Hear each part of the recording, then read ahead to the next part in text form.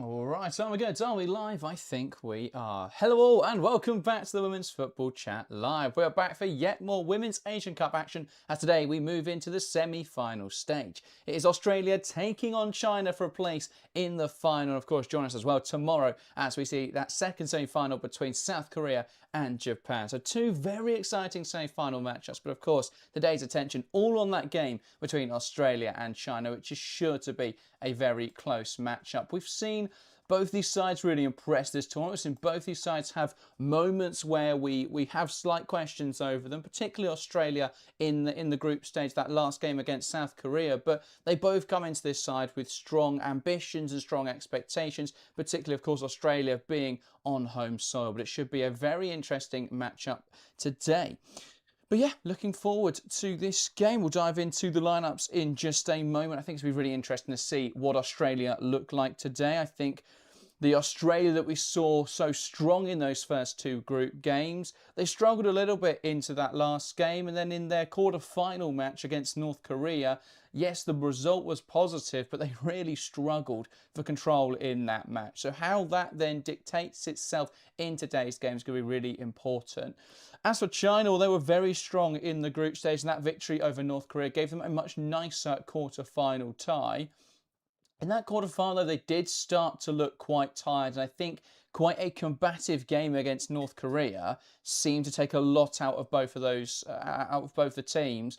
And we saw that for Australia, really. It took them into extra time to get one over Chinese Taipei. Eventually, they won that game, though, 2-0, and they got through to this stage of the competition. So I think it's going to be quite an even matchup today. Two sides who've actually played quite similar opponents so far. Of course, both sides having played North Korea, both sides coming through those quite physical contests. So I think this is going to be quite an even matchup. We've got a China side who've got such a strong record in this competition, obviously, as the reigning champions. We've got an Australia side as the host. The narratives are there as well, and it should all come together for a very exciting semi-final tie. But yeah, I think as well it was fair. This is what we expected to happen, really. These semi-finals. I think if you go back to my preview, this is exactly how I predicted the semi-finals would shake out, and I think we've now got two very tight matchups. And yeah, I think this will be a very close game. I think that we're going to see two quite physical sides. I think the way Australia have played this tournament, it hasn't quite been as free-flowing as we'd have expected. The game against Iran, I thought, was their best performance. Outside of that, though, their games have been quite stodgy. As for China, well, China do naturally play quite a physical, quite an imposing style. And while we have seen under Ante Milicic a desire to have a bit more possession, a bit more control in matches, broadly speaking, they're still a side who rely on that physicality. So I think it's going to be quite a physical contest, in stark contrast with the game I expect to watch tomorrow, which I think is going to be hugely technical between two very technical sides. This is going to be a very physical matchup. So it's going to be interesting to see who can get the edge, whether that is indeed China or Australia. But let's get into the lineups then. We are in Perth for this game, and we'll begin with the China team. A 4-4-2 for China in this match. In goal, it is Peng, a back four of Chen, Yao, Wu and Zhang. Across the four in midfield, then it's Zhang on one wing and Wang on the other, with a midfield of Wang Yanwen and Zhang Rui. And then a front line of Wurigamula and Xiao Zhaqian.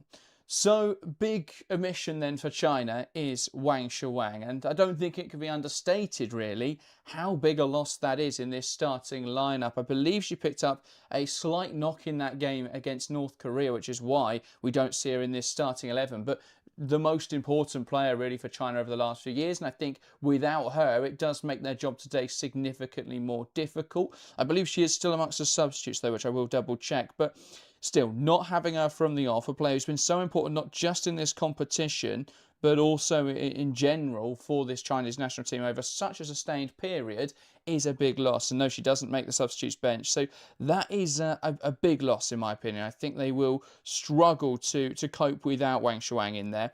But we'll see how they get on in this game. That front line with Xiao Zhaqian will probably now take that goal-scoring burden. They've still got some pace out wide to expect. I mean, we've seen Wang Yifan come into this tournament already and has shown glimpses of what she's capable of. So they may not feel those effects too badly, but without Wang Shuang, I do feel that is a lot of their goal-scoring threat nullified in this game, really. But they're still not going to go down without a fight. Looking forwards then to the Australia side, the hosts of this tournament, a 4-3-3, sorry. You can't play 4-4-3, that would be illegal. But a 4-3-3 for the Matildas today. In goal, Mackenzie Arnold keeps her place in the side. Missed the first 2 group games through injury, but did return for that final group game and the quarter-final match, where she was incredibly important to their victory over North Korea. In the back 4, Carpenter and Torpy, the fullbacks. Catley coming back into the side at centre-half alongside Hunt. And midfield 3 then of the goal-scoring threat of Alana Kennedy, the top scorer in this competition so far. Can she keep up her rich form today? Alongside her in midfield, Cooney Cross with her first start at the tournament alongside Katrina Gorey. On one wing, it's Fowler. On the other, Caitlin Ford. And leading the line, it's Sam Kerr. I think this is going to be quite a different to watch Australia side. I think based on the personnel they've picked today, we're going to see them lean more into their technical attributes and less into making this a physical contest. And I guess a part of that is that they don't want to try and match China at what they're good at. You know, if you try and go physical with China, you're probably going to lose out that battle. So trying to be a little bit more technical today, that's represented for me in that midfield partnership. We've seen them use Van Egmond in this tournament in pretty much every game. We've seen them use Wheeler at times. They're both quite utility players. They are players who will make a challenge. They're players who can carry the ball forwards. They're players that will give you a bit more steel to midfield. And of course, I mean, Gorey's still a great tackler. Kennedy's going to be that more defensive player, but it does feel like more of a luxury midfield. You've got Gorey and Cooney Cross, who are both fantastically technical players, both fantastic ball progressors. So it does feel like they're going to try and hold more of possession, but actually be quite productive with it. We've seen them have games in this tournament where they've had 80% possession, and yet they're struggling to really make an impact with that. So it does feel to me that putting Gorey and putting Cooney Cross together is trying to increase penetration in there, trying to be a bit more aggressive and trying to be better in the final third. Catley as well coming in at centre-half. That's going to give them a more ball-dominant centre-half, a player who's much more comfortable in possession. It's something I called for from the start of the tournament, really, feeling that putting Catley in that kind of role is more suited than trying to put her in at left-back, where they want that left-back to offer some attacking threat. And Steph Catley, who's played so long now as a centre-half, obviously it's been about a year for Arsenal, struggled to adapt back to that left-back position, but should be in a better position playing as a centre-half today. And Torpy and Carpenter providing that width then in attack for Australia. But I think it's going to be a very even game. We're going to see a clash of play styles today. We're going to see a very physical China team up against a very technically gifted Australia side. If Australia can actually create opportunities, because they were so barren in that North Korea game, only 4 shots or 5 shots, I believe, by the end of it, and 2 shots on target, both of which were the goals. Outside of that, they really struggled in the final third. That's got to be a marked improvement today. We know this China side are going to be good defensively, but if Australia can move the ball quickly, which they haven't done at all this tournament, but if they can move it quickly, if they can raise that tempo, then they can swing this back in their favour. I think it's going to be really interesting to see how they set up if Australia do look better. I think, you know, credit to them getting this far in the tournament, of course, but I've not been impressed yet by Australia, and that is a big problem, I feel, that they haven't impressed. They haven't looked good yet. And that goes both ways, really. Of yes, that's been a bit of a problem, but it also shows that even not at their best, they're good enough to compete. What if they were to get to their best? Could they go on and win this competition? But it just feels like a lot of their games so far, they have been quite slow in possession. They have been quite stagnant. If they can raise the tempo today, if they can move the ball quicker, I feel very strongly Australia will have quite a comfortable game today. But yeah, should be an interesting one to watch. A few then in the live chat. Welcome, Race Barry, saying, comment for China, let's go. Stephen says, we'll need to watch China's striker, very strong. Well, without Wang Shuang, I do worry about that threat. But yes, Wurigamula is going to offer still that physicality, but doesn't really have anyone to play off her now. I mean, that will be the role for Xiao Zakin, but that's a big drop down for me from Wang Shuang. So that's going to be interesting. Lloyd, welcome to the streams. Thanks for this, Jack. No worries. Thank you for joining us, Lloyd. And Tashi saying, what time does the match start? We are 5 minutes away from kickoff. And with that, and with both sets of players out onto the field, let's dive into predictions. If you're watching along to the show and want to get involved with this segment, let me know your scoreline prediction in the live chat. I'll run through all of those ahead of kickoff. I've got no co-host to turn to today, so I'll kick off with the predictions. I think it's going to be a very close game. I think it's a very evenly matched game, and I wouldn't be surprised if we go beyond the 90 today. But I am ultimately just going to back Australia. I think that home advantage, we've seen how important the crowd has been at times in this tournament. And I think similarly with North Korea, who couldn't take their chances, I worry about China's lack of a finisher today, an out-and-out goal scorer on the pitch. So I think for that reason, Australia will be able to ride those patches where they're perhaps not the strongest side, and that quality in the Australia attack with Sam Kerr, Mary Fowler, and of course Alana Kennedy, who's been incredible in this tournament. I think they've got enough threat there that they will create chances, and if they create chances, they'll put them away. Whereas I do worry about China's lack of an out-and-out goal scorer. So I think Australia will edge it. I'm going to say China 1, Australia 2. I think it's going to be a very tight game. I wouldn't be surprised if that second goal for Australia comes in extra time. But yeah, I think it will be a very tight matchup. So get your predictions in the live chat. Kade, welcome to the stream. Says, hey everyone, very nervous for this one. Hope Australia pull through. And you're right, Australia need to create more today. Hold on to the ball a lot more.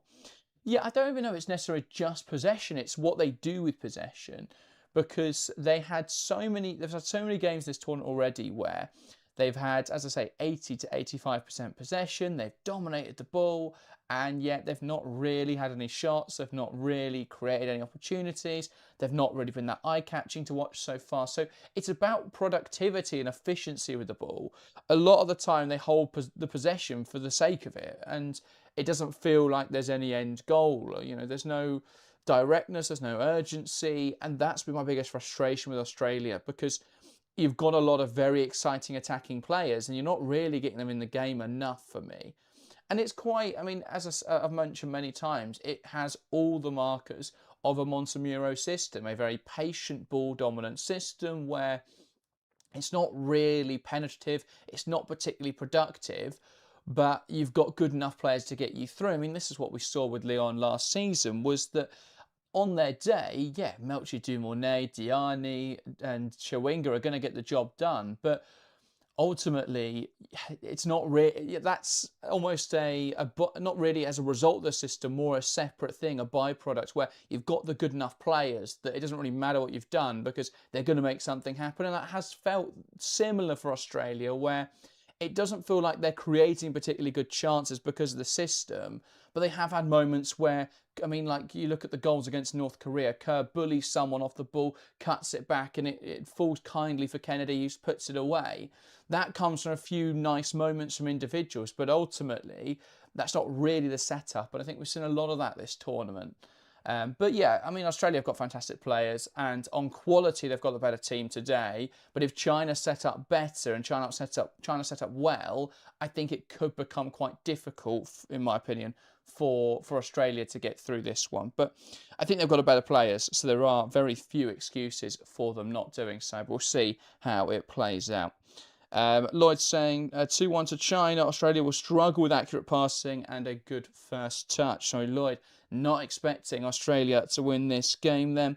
And the poll in chat is 70% to the Matildas, 30% China. So at the moment, Australia holding favour with the poll, but the predictions coming into the live chat mainly going the way of China. So yeah, I'm looking forward to this one. Should be a great matchup between two evenly matched sides. Will China get to a second successive final as they pursue a second successive victory, or will Australia get to the final for the fourth time in the last 5th editions? Obviously, the last two of those meetings, the last two finals, were heartbreak against Japan. It could be a meeting against Japan once again, but Australia will be hoping to emulate the performance in 2010 where they secured the title. And on home soil, particularly this year, it does have that added desire. So we're about to get underway in this game, and it will be Australia, I believe, from the middle here, and Sam Kerr to get us started here in Perth. The reigning champions taking on the hosts, who will come out on top in this semi-final matchup. Kennedy, a star of this tournament so far. And the focus of the cameras in that moment. Can she score again? That will remain to be seen. But we are underway in this game in Perth. Australia taking on China for a place in the Asian Cup final. And it's Australia on the ball early on here. Hunt goes back to Catley. And this may be a very familiar sign by 90 minutes. Australia moving the ball round the back. Can they move it quicker? Can they up the tempo in this game is the big question. Arnold into Catley, moves it out wide into Torpy, who looked inside and ends up firing it straight into Wang Afang. And that ball forwards looking for Wuri Gumula. Won well though by Catley, now picked off in midfield by Zhang, who holds on to possession. Pass inside, here's Wang Afang. And back now to Yao Wei. Across to Wu Heiyang. Trying to play that forward pass, dropping in nicely there is the forward Xiao Ziqin. Australia are unable to win back possession. China coming forward to the left-hand side. Good job from Fowler. But that does come off for an out for a China throw. And Ante Milicic, of course, in the China dugout. Very familiar with his opponents today. Former Australian manager. Now heading up the Chinese women's national team. Chen Jihao, one back in there by Carpenter, falls for Zhang. And there is an offside flag up there against Wuri Gamula. So that's an Australia free kick. Ayla says Australia will push through with Sam Kerr. Well, I mean, that's the thing, isn't it? If they can get her into the positions to take shots, she's inevitably going to score. It feels inevitable that she's going to score. So, yeah, I very much expect that if they can manufacture those kind of situations, that they can get an advantage through that. Ford holds the ball up well, pressed aggressively by Wang Afang. And back now to Hunt. Arnold across to Catley. Back to Arnold. And now looking to the right-hand side, lifting it into the path of Carpenter, who takes a positive touch inside. She's pulled back in there. And that, a little bit naughty from Chen Jihao. But she will get away with it. Locust says Australia 2-0. China have been underwhelming. I don't think their quarter-final performance was the best, but I think they were fairly decent in the group stage. But I do worry that without Wang Shuang, I just don't know who scores today for China. I mean, of course, they've got attacking players who can contribute, but you've lost your focal point. You've lost your main outlet. I think it's going to be a big loss for China. Shen Jihao lifting it forwards after the throw-in. And here's Xiao Ziqin. He's going to be strong and physical up there to take after winning the ball back, though. And clearing it into Xiao. Throw in then for Australia deep in the field. And Carpenter looking up the line with this one. Dummies to the inside and launches down the line. Kerr trying there to spin Yao Wei. Good recovery though from Wu Haiyan, who launches it out of play, the captain. And so Carpenter with a throw in again, and this time she will look backwards. Now Milicic beckoning his players to get forwards there. Catley to Torpy. Nice move for Australia here. The switch from right to left. Torpy hits down the line. Ford here running at Zhang, but it's good defending there from Zhang Chengzhe. Or Chengzhu, sorry. Torpy back now to Catley, who's under pressure here. Great pressure from Wuragamula. And back now with Hunt as Xiao Ziqin puts the pressure on. Catley looking to go down the line. And that's a direct ball towards Caitlin Ford, who's going to get there just ahead of Wu Heiyang. Now looking for support. Back to Torpy, lifting it in towards the back post. It's Fowler for Australia. And that was a great opportunity. A ball hit with power across the box. Fowler meeting it well and just not quite able to keep her effort under the bar. It's a well-timed run. And that really should be 1-0 Australia. A nice move, great delivery from Torpy. And Fowler, wow. She can't believe it. Sam Kerr also can't believe that's not in the back of the net. A big early miss there from Mary Fowler. And I guess that's always the risk with playing someone who hasn't played a lot of football. I mean, that's the kind of opportunity that in form, Mary Fowler would never miss, but she's missed a lot of football this season with injury. Perhaps no surprise then that she's not quite match sharp, and that a big opportunity going begging. Hunt physical with Zakine, one back in there by Carpenter, who tries to go down the line, but it runs out of play. Chen goes back towards Yao. Zakine holds the ball up, now looking for support. Nothing emerging. Gory, tidy footwork. Squeezes it forwards to Cooney Cross, who goes to the left-hand side. Torpy overlapping. Needs an option down the line as Ford makes the run. A well-timed run and well-executed ball down the line. Ford has options in the box, lifting it in there. Not quite able to find a target. Drops for Fowler, though. And there is an offside flag up anyway. I think Ford may have gone too early there. Or may even have been against Fowler in the box. Let's have a look. Ford appears to be onside. I can see to the naked eye, though, how that may have been given. And I think that is where the decision lies.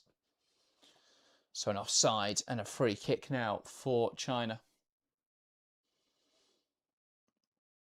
But yeah, I mean, that was a well-executed move down the line.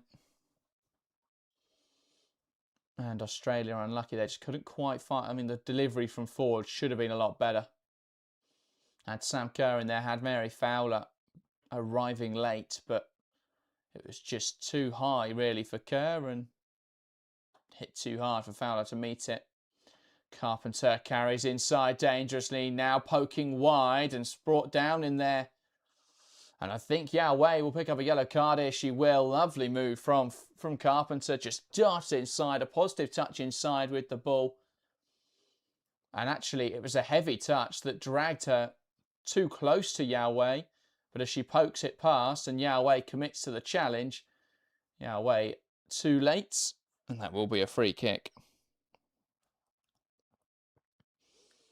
Locus says, are they playing Ford's more centrally? I didn't like, or on the left. I didn't like that choice last game.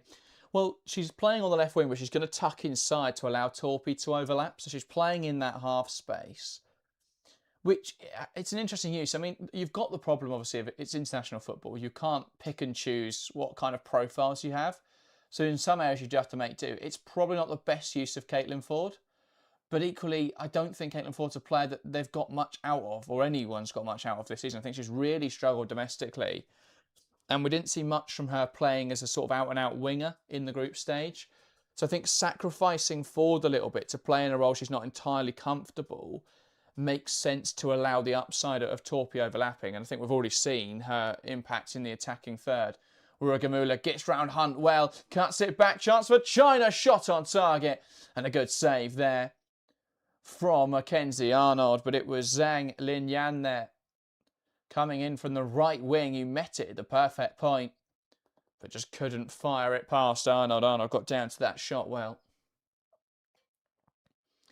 Catley lifting forwards, almost aimlessly as it was one back, but a midfield tussle results in a turnover. Here's Cooney Cross, knocks it wide. Fowler has the overlapping runner Carpenter and a nice shift inside and the ball down the line. Finds Carpenter now, gearing up for the cross, cuts it back. Well cut out by Yao Wei. And it falls to Fowler, who's chasing it down, and that's smart football there from Wang Eifang. Just getting between Fowler and the ball and drawing a free kick for China. But there's a nice move a few moments ago from China. And lucky there was Zhang. I mean, a cutback meant that she was quite close to this near post, and Arnold anticipated that well. Probably got to go across goal there, but the positioning would have made that difficult. Lifted forwards by Yao Wei. Header It's one where Gamula gets up to it. Now Xiaoza Keen, and it's cleared away by Gory. Yao Wei anticipating the ball, flicked over her head there by Chen Jihao. And out for an Australia throw. Again on this right hand side, we've seen quite a few of these.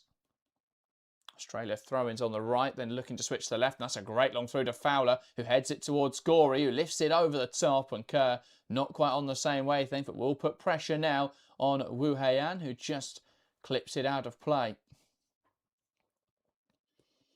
A really important role in this side for Wu Heian. They've got Yao Wei alongside her, who likes to step up quite aggressively. It means Wu is relied upon really to be that sweeper, and she's done that to great effect so far. The other issue is that with Yao Wei already on a yellow card, she can't really step up as aggressively as she would like, without perhaps risking a second yellow card and a dismissal from this game. Cooney Cross. Great carry forwards here and out of danger from Cooney Cross. Shifts it to Kennedy, who wanted to play that past the right-hand side. The angle wasn't quite there, though. Here's Catley, and Kennedy splits the centre half. The forward pass to Cooney Cross, who's under pressure from Xiaoza Keen. And now Catley, wanting to find that forward pass. Nothing available. Again, shifting to Kennedy. And now to Hunt, who plays it into Fowler. Reverses round the corner well. Carpenter to Fowler, looking down the line. Finds Carpenter again, who tries to roll it back into the path of Fowler. And that's just one flick too many. Good pressure here from Fowler, though, on Shen. And, well, I'm a little surprised she didn't realise that one was coming off Fowler and out for a China throw. Pass inside to Wang Fang, back to Shen, who's going to lift it forwards. Clipped on now, and it's well read by Steph Catley, who picks up possession and returns it to Mackenzie Arnold.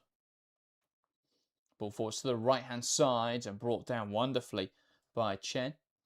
Back now to Yao Wei, who's going to lift it over the top and run straight through to Mackenzie Arnold.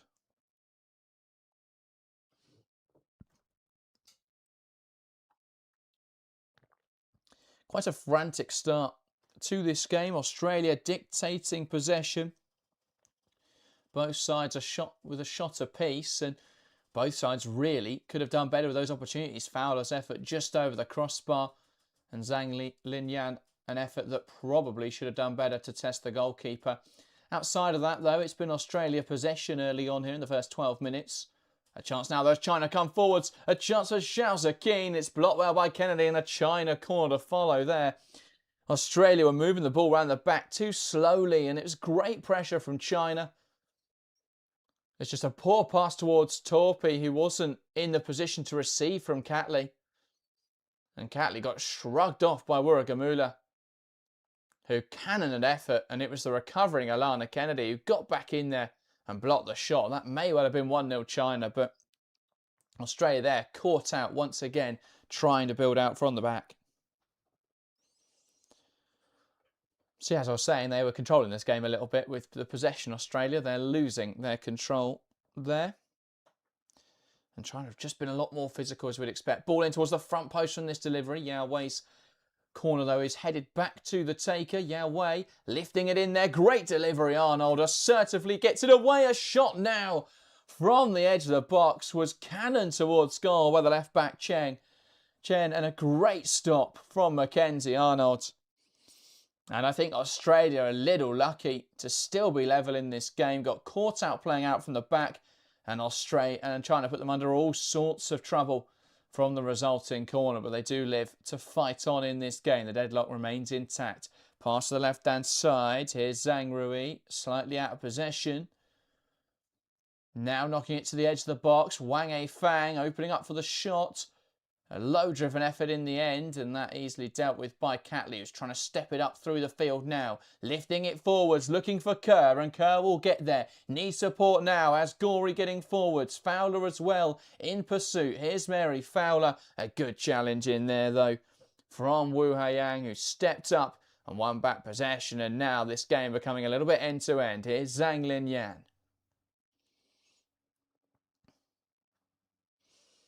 Now out wide. to the right back Zhang Shenju. Zhang. And back now to Wu Haiyan.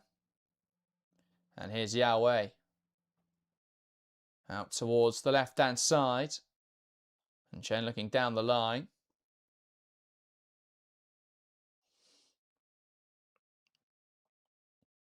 Knocked out of play. Lloyd says China relying on the high press, but otherwise happy to sit back. Australia's defence, our weakest part. Yeah, I mean, it's quite a defensive setup, naturally, from China. And yeah, they press high when it's in the Australian third. What we're seeing in these moments, though, where China don't really want to come out of their own half. Australia have got possession now, just short of the halfway line. And there's not really too much desire to press. Because they know if they press forwards here, they're just going to create a lot of space in midfield. And so what they're waiting for is a trigger. And as soon as it goes back to the goalkeeper or back into their own third, China do push up more aggressively and everyone joins them a bit. Arnold playing out, and that's a great pass into Gory, and that's the space in midfield that I was speaking about. They could open up here in Australia if they can bait the press. Fowler spreads it wide. Carpenter holds the width well. Needs support now, Ellie Carpenter. Down the line to Fowler. Fowler cuts it back. A chance now, and Caitlin Ford buries it home. Australia lead in this game. A lovely combination down the right-hand side. They baited the press well on the left. Switched it quickly to the right, opened up the space down the line. Mary Fowler with a wonderful cutback, and Ford fires home to the far post. A lovely move from Australia, and they take the lead here in Perth. It's China 0, Australia 1. And VAR is going to check this, I believe.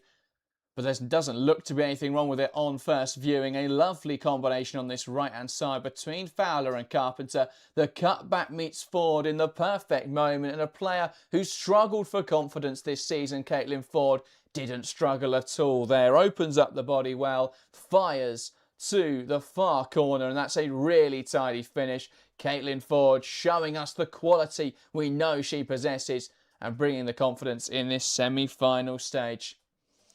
It's China 0, Australia 1. Pin saying friendship between Australia and Japan. I think it may become a rivalry if they both get through their semi-finals, but Australia leading in this one.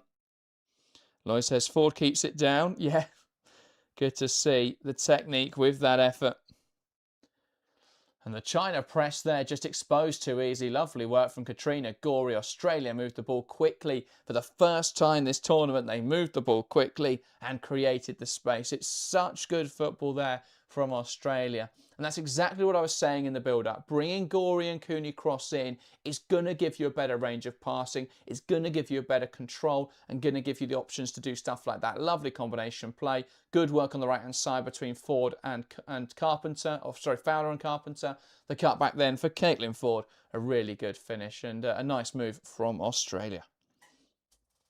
Cut a shot now from range, and now a speculative effort did almost trouble Mackenzie Arnold there. But not quite as close as I think Wang would have wanted that one, as it flew just wide of the post.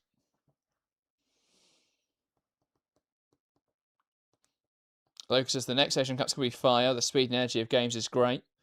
Well, we've still got games in this one. Don't wish the time away, Lucas. We've still got a long way to go in this match. Still got the semi-final between South Korea and Japan to come tomorrow. Make sure to join us live at 9 AM kickoff UK time for that one. And of course, the final then on Saturday at 9 AM kickoff again UK time. And we're going to have that in a double header with the WSL action that morning. Here's China in possession. Murugamula carrying the ball forwards. Now looking for support, coming back inside, opens up the body and fires around the goal, looking for the far post there, and Arnold pushing it away well.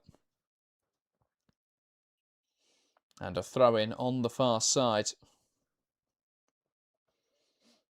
Ball whipped in now by Zhang, and that's headed away, and a wild attempt really from Wang Eifang, as that flew well wide of the goal. So, Australia with possession again from this goal kick. as they'll look to build out from the back. But yeah, I think this has been a very enjoyable tournament in the Asian Cup. I think we're seeing the standard across the board increase, and I know that we still had some blemishes on that with Japan putting 11 past India, but outside of that, we're definitely seeing the smaller sides show a stronger ability to compete. I think we've seen it as well in some of these quarter-final matchups. South Korea, Uzbekistan, well, for a moment looked competitive and then got very out of hand. But particularly the Chinese Taipei versus China game. But yeah, I think there's still work to do to get teams more competitive. But we have got 5 now at the sharp end. We've got teams like Vietnam and Chinese Taipei who I think are very capable of offering a challenge on their day. Locus asks, does North Korea still have a path to the World Cup? Yes, the play-in matches are on Thursday, I believe. And those are the losers in the quarterfinals will meet the winners of those matches. Then will go into the interconfederational playoff round of the Women's World Cup qualification, where they'll face sides across the globe for a chance to compete in the 2027 Women's World Cup in Brazil. Ball launched towards the right-hand side, lifted out towards Fowler, who can't quite get it under her control. But yeah, I believe North Korea faced Chinese Taipei in that one. And then it's Uzbekistan versus the Philippines. And all the sides who reach the semi-finals, of course, have automatic qualification. They're the first four teams that have qualified for the tournament next summer. Of course, Brazil as well. So 5 teams, but yeah. Of the teams that need to qualify, Asia's qualification is done first, obviously, as it's through this tournament. Kennedy back now to Catley. Torpy. A pass inside to Cooney Cross, who's in a bit of trouble here, but twists and turns a way out of it. Here's Gorey. Fowler. Forward, sorry. And there is a foul there on Katrina Gorey, who's just caught in the challenge.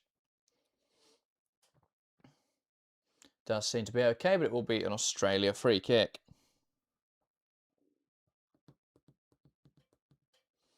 And yeah, Gorey just caught on the top of the foot there by Wang Fang. Slightly late challenge. Doesn't get anywhere near the ball. And yeah, I'm surprised the ref didn't call that earlier. There has been a lot of instances of officiating decisions being quite delayed at this tournament. And that another one there. Catley into Gorey. Lovely turn. Arguably too good a turn there as she failed to get the ball under her control. But did well to get away from one defender. Lost the ball to the other. Ball launched forwards there by China. Carpenter, the one to deal with it. Locus says, I was incredibly impressed with North Korea. Yeah, I thought North Korea had played well in matches. I expect them to be good. I didn't really know what to expect, to be fair, because they haven't played, obviously, in this competition for a few years now. But yeah, I thought they were just very physical. And there's a big call there. Is there a penalty here for China? There is going to be a penalty for China. Apologies, my stream lagged there. But we have got a penalty call here, which VAR will check. And we're going to have another look at this one now. It's a ball in behind, which Zhang Linyan gets to. Rounds Mackenzie Arnold. And I think that's a dive. I think that is a massive dive. Does well to sell the referee, but in an era of VAR, you can't do that. No way this is given. It's good stuff from Murugamula. Just puts Hunt under pressure. That then lets the ball bounce and Zhang Linfan gets in behind and throws herself down as Arnold starts to make the challenge. There's no contact there from Mackenzie Arnold. That shouldn't be a penalty. That was a really obvious dive.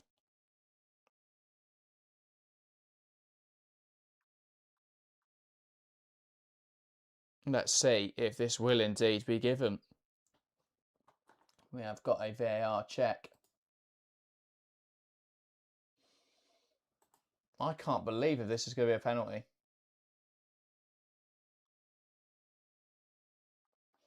VAR still having a look. It is going to be a penalty, I think.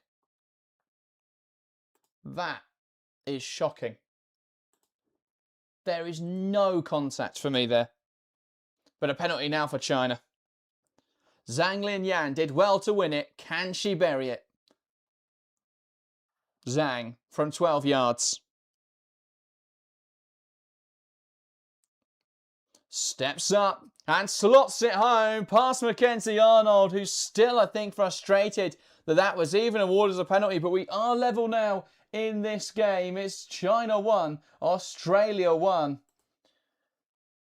And I mean, it came from a bit of messy defending from Australia. Claire Hunt failed to deal with that bouncing ball under pressure from Wuragamula. I mean, you could even make an argument that she was fouled, but there is so little contact between Arnold and Zhang Linyan. I'm shocked. Still shocked that's been given as a penalty. But China draw level in this game.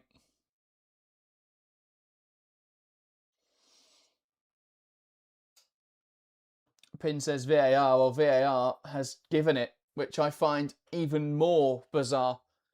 I think, you know, if the referee makes I don't think the referee necessarily makes the wrong call. From her perspective, there is a clear motion forwards from Arnold and a clear, there is contact. For me, I don't feel there's enough contact. And the way that Zhang Linfan goes down feels blindingly obvious to me. But so it's not the referee's fault for me. The VAR, though, has checked that and decided it's a penalty. I'm shocked. I thought, you know, yes, I mean, it's smart from Zhang Linfan because she leaves her foot in there to make it look like there's contact. There is nowhere near enough to send her down like that. Very surprised VAR didn't overturn that. Free kick now for China. Freya says that was a clear dive. Lashon says clear penalty. So very different opinions there in the live chat. But yeah, I think it's one. I mean, there's so many other. I mean, Hunt's got to deal better with that ball over the top. Arnold ultimately has to commit for it. And it's smart from Zhang Linyan. But yeah, I don't think there was enough contact for me. It's difficult to judge. But I think the VAR checking it I think that should have been overturned. But alas, we are now back level in this game. Thrown on the far side. Here is Torpy. Brain says inconclusive, I guess.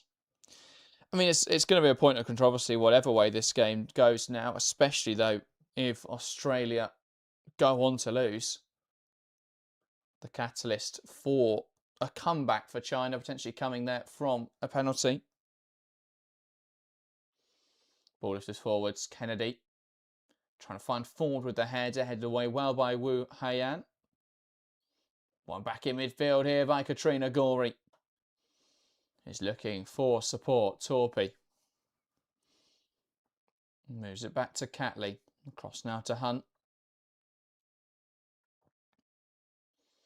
And into Ellie Carpenter, who's going to look down the line. It's cut out well. And out for an Australia throw-in. Carpenter.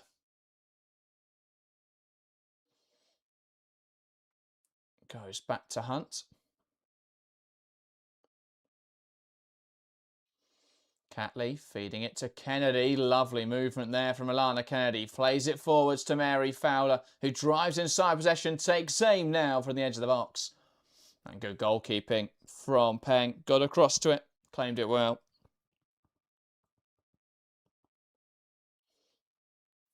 Nice though from Mary Fowler. Dived inside with possession. And the shot was, saved by Peng. Chen heads it forwards. Ball lifted by Wang. And Catley does enough to deal. Hunt here under pressure. Wuragamula forcing there. Hunt to put it out for a throw-in. And China have just started to impose themselves more in this game. They're being physical and they're forcing errors because of it.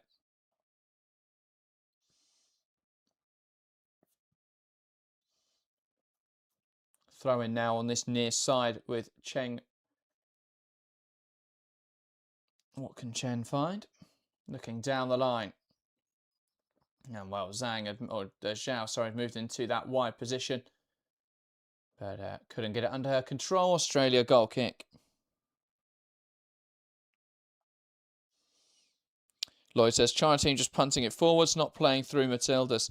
Yeah, I mean, it's kind of what we'd expect from this team. They rely a lot on that, on their physicality. But it is just very much put the ball long, put the centre-halves under pressure because you're going player for player there with your front two and see what you win from the knockdown. And if they lose possession, Australia then possess it deep and you can put them under pressure. And if you win possession, you win it high up the pitch with potentially a situation where you're outnumbered. Free kick here for China, and well, Zhang trying to take it quickly and fires one towards Skull from quite the distance. It is decided though that that is too quick for the referee's liking, and so it will be retaken. So a deep free kick here.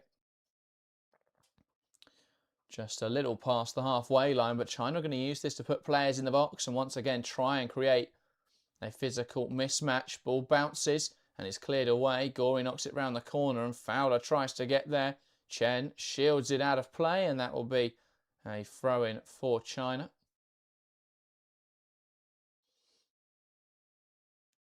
And yeah, did well to put them under pressure. Australia dealt with it just about, but China now do have this second wave. Chen or a Gamula.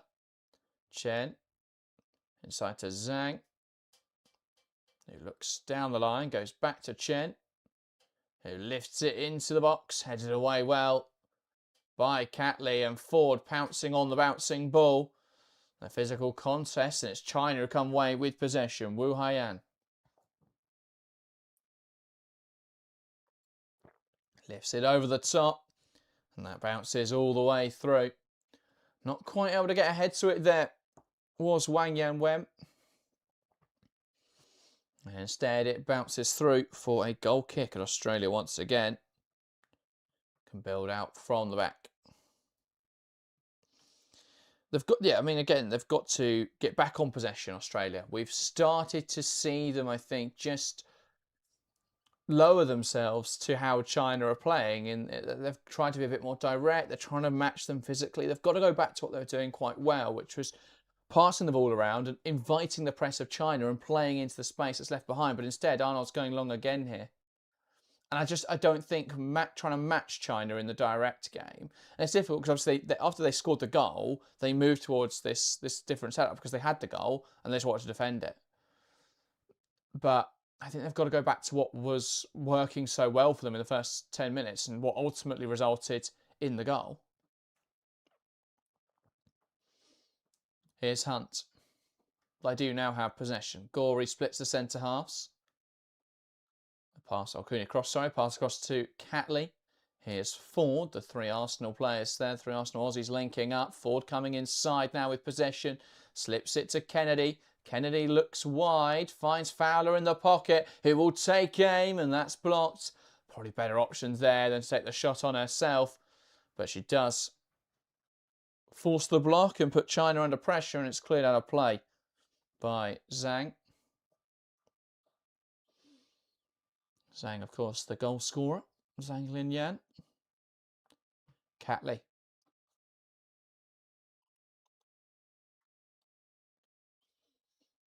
Inside with Cooney Cross, who surveys her forward options before spinning and finding Catley again. Gory now drops to receive, and she's left one on by one of the midfielders there. I think it was Wang A Fang, who just stepped up and way too late.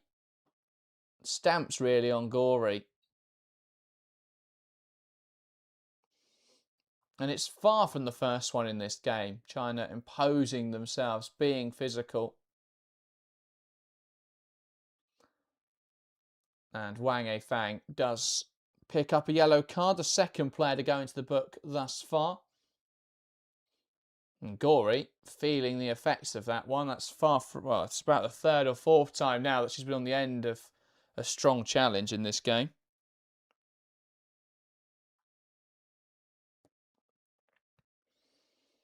She's hobbling as she tries to continue, but it's so late and she just drags down there the calf. I'm surprised I think because there's not as much force, I'm guessing is why they've not looked at a red card, but I'm surprised VAR isn't having a look at that one. Because she's just dragged her studs down the calf of Katrina Gorey. It's a horrible challenge from Wang Fang. Deservedly a yellow card. Ball lifted in there. Hunt heads down. Torpy will get there. Gorey. Here's Torpy. Gorey. So that the third yellow card across the two teams. Arnold, of course, booked for that penalty. Ball lifted in behind. Gorey, I think, had just gone too early there, but she can't get to the ball anyway as it runs through to Peng Shimeng. So 10 minutes left then of this first half.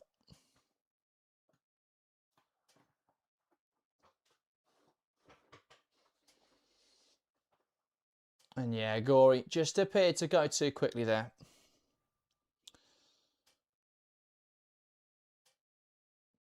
So, Peng now with possession. Lifting it out towards the left-hand side. Nodded on there by Xiaozakeen.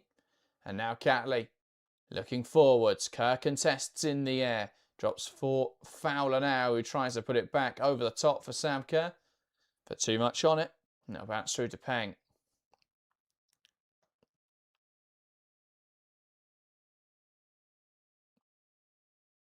Once again, China are going to look to go long. Peng finding some distance on that kick. Gorey winning the header. And now it's Chen to lift it over the top. Strong header in there from Wuragamula. And Hunt assertive, heading it out of play there. And dealing with the threat of Wang Fang.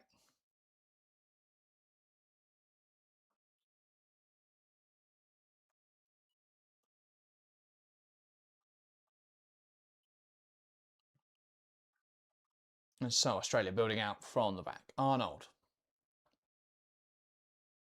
Into Steph Catley, who finds Torpy. Catley. And now it's with Kennedy splitting the centre halves. Exchanges with Catley. And Arnold lifting it forwards. Cuts out in there though, and a chance at it for China. Xiaozakeen exchanging with Wuragamula. A strong challenge there as Katrina Gorey gets back in. A clean challenge as well. Stops China progressing.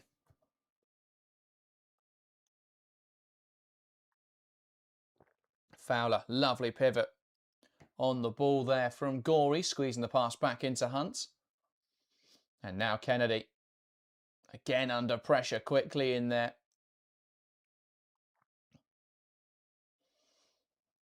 I think Australia have got to try and draw a red card in this game. I really do. I think that we're seeing a lot now when they play it into these central areas that the China team are just committing fouls constantly. I mean, there's two late challenges there on forward that she avoids before a clean challenge from Wang Fang wins China back possession. But I think if China are going to try and be that physical team, the referee is clearly going to give yellow cards. It's going to give free kicks. You've got to bait them into committing these fouls. And Ford's frustrated there because there was two late challenges the referee didn't give. But again, I think you've got to draw the contact to get the referee to give it. Zhang, now Wu Haiyan. But you've already got Wang Fang on a yellow card. I can't imagine Zhang Rui is far from a yellow card with the way she's going in to challenges this game. You've also got the centre-half Yao Wei on a yellow card. Ball out wide, carried inside by Zhang. A ball lifted in behind. Xiaozakeen gets around Hunt, cuts it back, and Carpenter does well there and clears the ball away.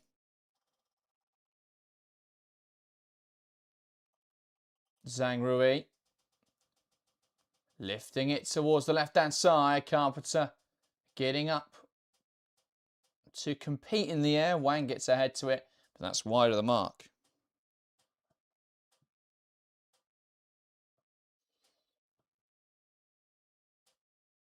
And a nice delivery there towards the back post. Wang got up to it well. Carpenter just enough there to put her off. And Wang Yan went heading wide. Australia going to go long again here. I really do question why they've shifted their strategy in this game. I know initially why they did it, but after the penalty, you'd think they'd go back to being a little bit more confident on the ball. And slightly less risk averse. You know, once they've taken the lead, I get you then want to try and shut the game down a bit. But after conceding again, surely you shift back to what was working in the early stages.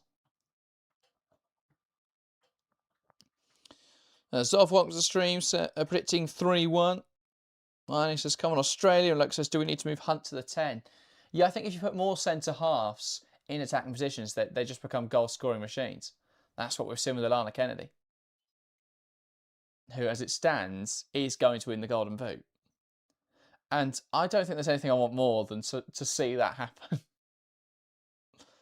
Because Golden Boot winners, it doesn't tend to be anything fun. I mean, at the moment, she's joined with Riko Ueki. So she does need another goal, because Ueki, I think, has done it in less games. But, yeah, hopefully. I'd love to see Alana. I think it'd be so amusing to see Alana Kennedy there with the Golden Boot in the final game of the tournament. Gorey knocks it round the corner. Carpenter gives chase. Good defending there. As it's shielded by Wao Ye. Gorey. Now Cooney cross. Pokes it forward to Ford and it's intercepted. It bounces back though for Kennedy, who just cushions it into Hunt. Now Fowler.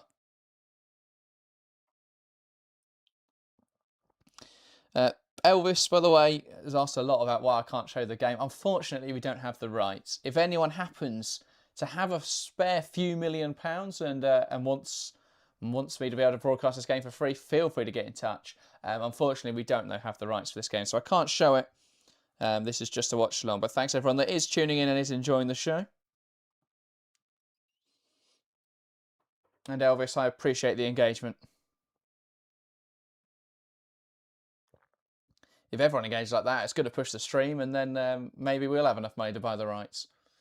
Ball lifted in behind. A chance now for Zhang, but it's good defending again from Hunt. And Carpenter looking down the line, lifting it forwards towards Sam Kerr. And it just runs through there for Wu Haiyan. Now Yao Wei lifts it over the top, but that's going to bounce all the way through to Mackenzie Arnold. So 2 minutes left then of normal time. Imagine we'll have at least a couple minutes of additional time. We're seeing some quite lengthy additional time periods in this competition. And we did, of course, have that stoppage for the VAR check of the penalty. Outside of that, there hasn't been too many stoppages. Arnold lifts it into Torpy, looking down the line. And Torpy forced backwards into Hunt.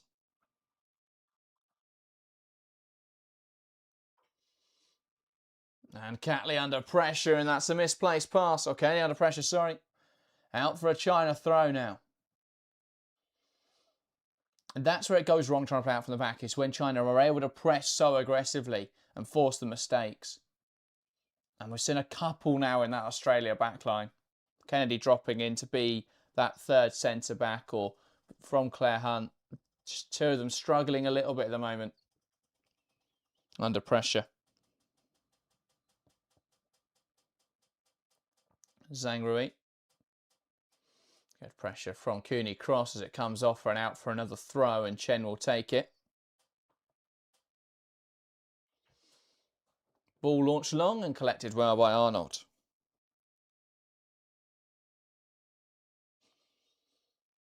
Lloyd says it must be a real disadvantage for managers who do not speak the players' language.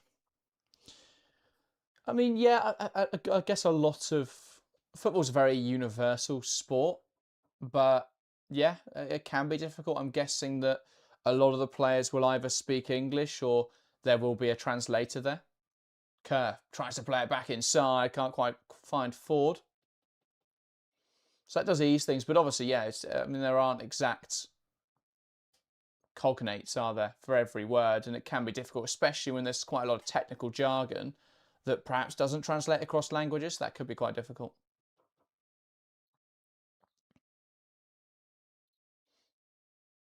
Zhang Rui.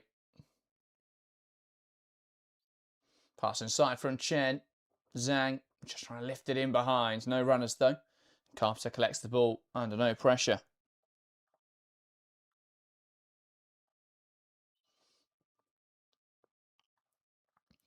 Shori says, with the quality of players Australia has, they really shouldn't be struggling with sides like South Korea and China. I think that's I do agree, but I think that is slightly disrespectful to the quality. We have got 3 minutes of additional time, by the way. I think that's slightly disrespectful to the quality in these sides.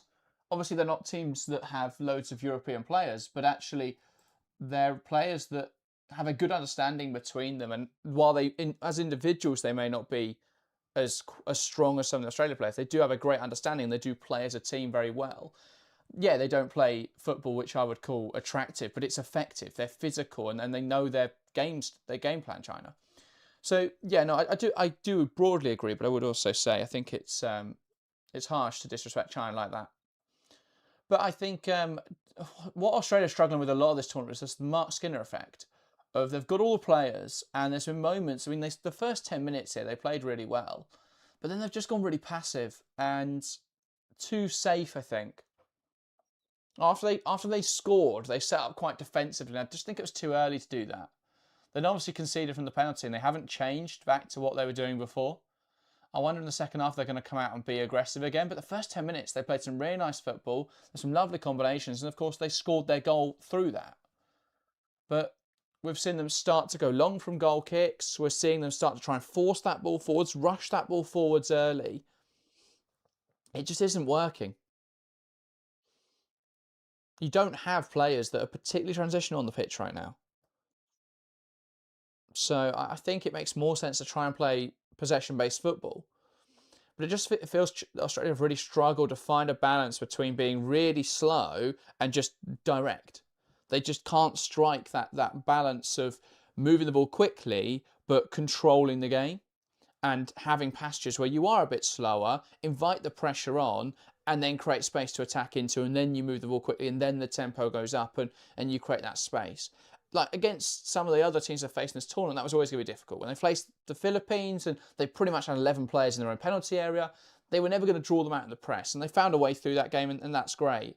But in a game like today against China, who are pressing it up quite high, who do have quite a high line, you can make that work. It just feels, I think, Montemurro's gone a little bit too safe here. And they're trying to play the China way, and I just don't think matching them in their own game is the best way to get a result.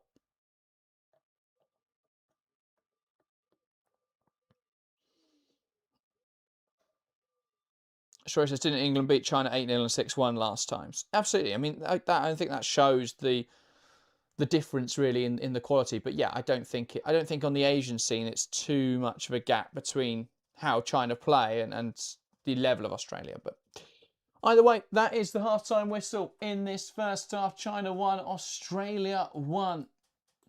A fairly even first half. Australia started faster, and Ford's goal in the first 12 minutes opened up the scoring. Or 17 minutes, sorry.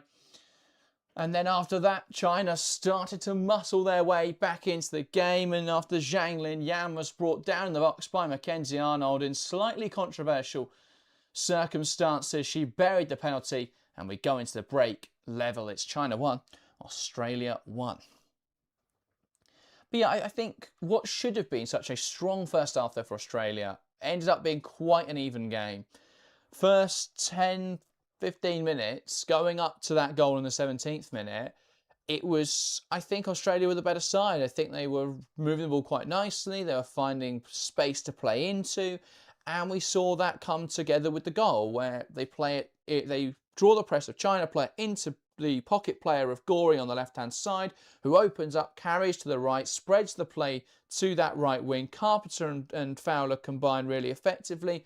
The ball's cut across the box and they score. That's a really nice attacking sequence where you move from your final third, draw in the opposition. That then opens up the space and the gaps in midfield, which you can play through. And you've got quality players and good passers, and you can cover that ground quite easily. And we saw that with that first goal. After that, though, we've seen a massive shift in the way Australia are playing, more towards the way that China are playing, trying to match them at their own game. We've seen them become a lot more direct. We've seen them try and hit that ball a lot earlier, and it's just not coming off for them. It's not a style of play which particularly suits the formation they're playing, which particularly suits the players they've got. I get you want to move the ball forward quickly, but I don't think lumping it forwards and smashing it down the line has really worked for them so far. But yeah, we'll see if they can go back to what was working well in the early stages, or whether they'll continue to try and face China at their own game. But we'll see what happens. Lloyd says Japan are a class apart in this tournament. Yeah, I do. I think the more I watch of every team at this tournament, yeah, of course, I think Japan are such a good technical side. I don't think that means that no one can bridge the gap. I absolutely think South Korea will give them a good game tomorrow. I think the problem with that game is that you've got a very technical side in South Korea up against Japan, and if you're going to try and match them for technicality and technical ability, sorry, you're probably thinking that will be edged by Japan, just because they've got the stronger quality players and a good understanding, a better understanding between their players. But yeah, I think South Korea will give them a good game tomorrow. I think where I differentiate with Australia is that I think Australia's style is very different to Japan.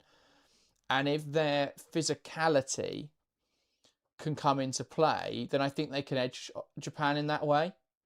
I mean, look at, when we consider Japan's lack of ability to really, truly compete at the World Cup in the last few years, and they've got a great, obviously, history in the World Cup, but when we look back at some of the last editions over the last decade, where they've perhaps come apart is when they meet a very physical opponent.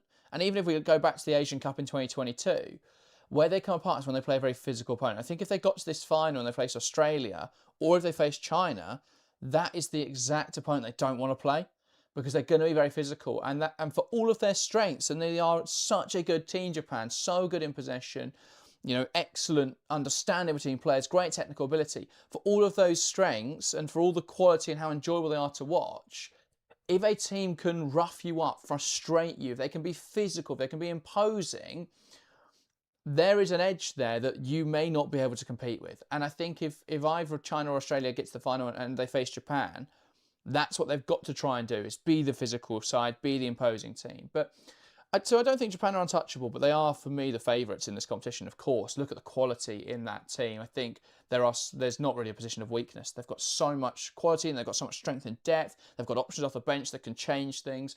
Yeah, so fun to watch. And I think Nielsen's done a good job there, cultivating a great group of players who are playing some really nice football. But I definitely don't think that makes them untouchable in the final.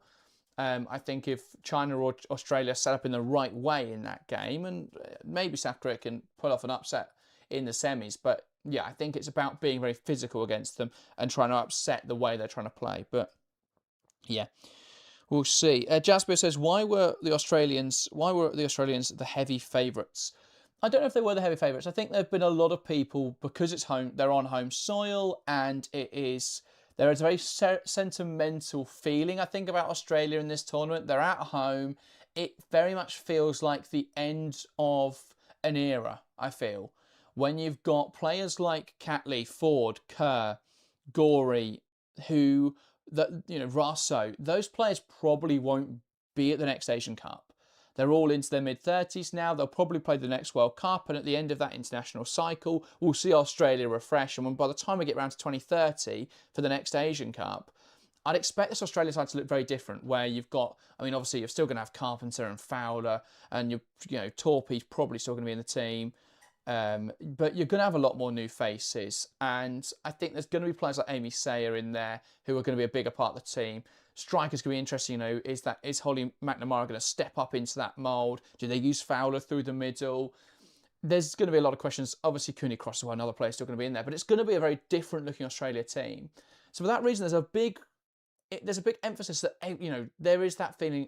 This Australia team they've been so good, and obviously over the years this Australia team's been together, but they haven't won anything yet.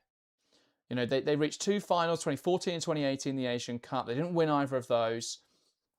Obviously, they're victorious in 2010, but the only player in this squad who was in that team was Sam Kerr, 16 years old. Apart from that, none of them were. So there is a real feeling, I think, that this is Australia's last chance with this group of players to win the Asian Cup. They probably aren't going to be, they're nowhere near favourites for me for the World Cup in 2027. They'll be in that conversation, but I don't think they're favourites. And so, yeah, this is their last chance to win something. And I think there will be that desperation then. They had a fantastic World Cup in 2023, of course, reaching the semi-finals. That was such a great moment for the nation, such a great moment as we saw this real clamour from the fans and everyone got behind the Matildas. And they've carried a bit of that into this tournament. If they could win this, I think that really cements women's football in Australian culture. You know, a semi-final appearance in the World Cup, winners of the Asian Cup, and in front of their home crowd on both occasions, that is a great thing to really push women's football forward in Australia. So there is that added bit, but I don't think they are heavy favourites. I think there is a strong feeling in Australia that they can do it this time.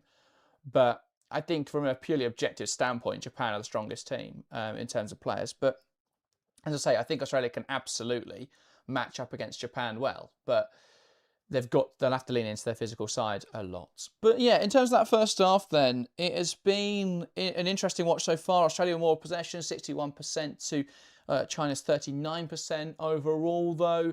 I think there were a lot of passages, particularly towards the end of the half, where they didn't move the ball quick enough or they moved it too quick. And it's been a really confusing half for Australia. They started really well. They were great in possession. They were really good at being able to move that ball forward through the lines well and draw China out, create space to attack into. Since then, though, it has started, since the goal really, which was a really well taken goal, China have definitely got back into this game. And part of that was, I think, China becoming a bit more physical, a bit more imposing. But there was also an aspect of that where I think Australia very much went a bit more defensive to try and hold on to their lead. And they've just struggled, I think, to get the ball forwards. They've tried to be a bit more direct. They have slowed the tempo down a lot. And it just hasn't worked. It hasn't worked at all. I think it's been a difficult last 20 minutes, really, of the half for Australia. Where they go from here, I'm very intrigued. Do they go back to what was working in the early stages of the first half? I would hope so. But we'll see. We'll see what they do. Will they look at the subs bench potentially? We'll see what happens in the next few minutes. Brainy says, there is a bit of media hype that pushes them above where they really are. Of course. No, it's on home turf.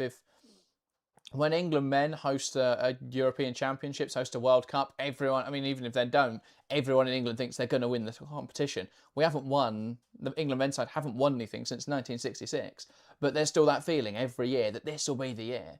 And that's natural. I think it should happen in every home country. Brazil do the same with the women's side over the last 2 decades. Now, this will be the year that Brazil do it. And going into their home tour in 2027, we expect to see the same thing. So it's only natural. I think every nation does it. And particularly if you're hosts, there is that feeling that we're on home soil. That does bring the pressure, but it also brings all the fans. It brings the culture and it brings the feeling around the nation that this is the year. And yeah, I think that has been prevalent apparently in Australia over this tournament. It will be prevalent next year for Brazil in the Women's World Cup. It probably hasn't been present this year for the US in the Men's World Cup because I don't think there's any good feeling in that country right now about the World Cup, but we'll see what happens there. That's going to be a horrible tournament, I reckon. But yeah, I think it's only natural that Australia would have that feeling, the media would have that feeling. And it's important for the media to get behind the Matildas. And I think, yeah, it's been a very positive tournament. I think, yes, the football hasn't been incredible to watch, but they've got the results and they're in a position now where they're in the semi-final so they can get to the final. That's going to create a huge, huge amount of buzz around the team. So, yeah, that would be really important. Loiters, but apart from being a bit too old, this is probably the best Matildas squad in a decade. Yeah, I'd absolutely agree. I think you've got a nice mix of of players who are obviously very experienced, but also you've got lots of exciting young players coming through. I think we'll probably see them take a slight dip into the next cycle because you're going to have a lot of players who haven't got that experience. But I do think that they can build something really exciting, Australia. I think when you look at the young talent coming through, one that always stands out to me is Shelby McMahon. I think such an exciting young player in the A-League.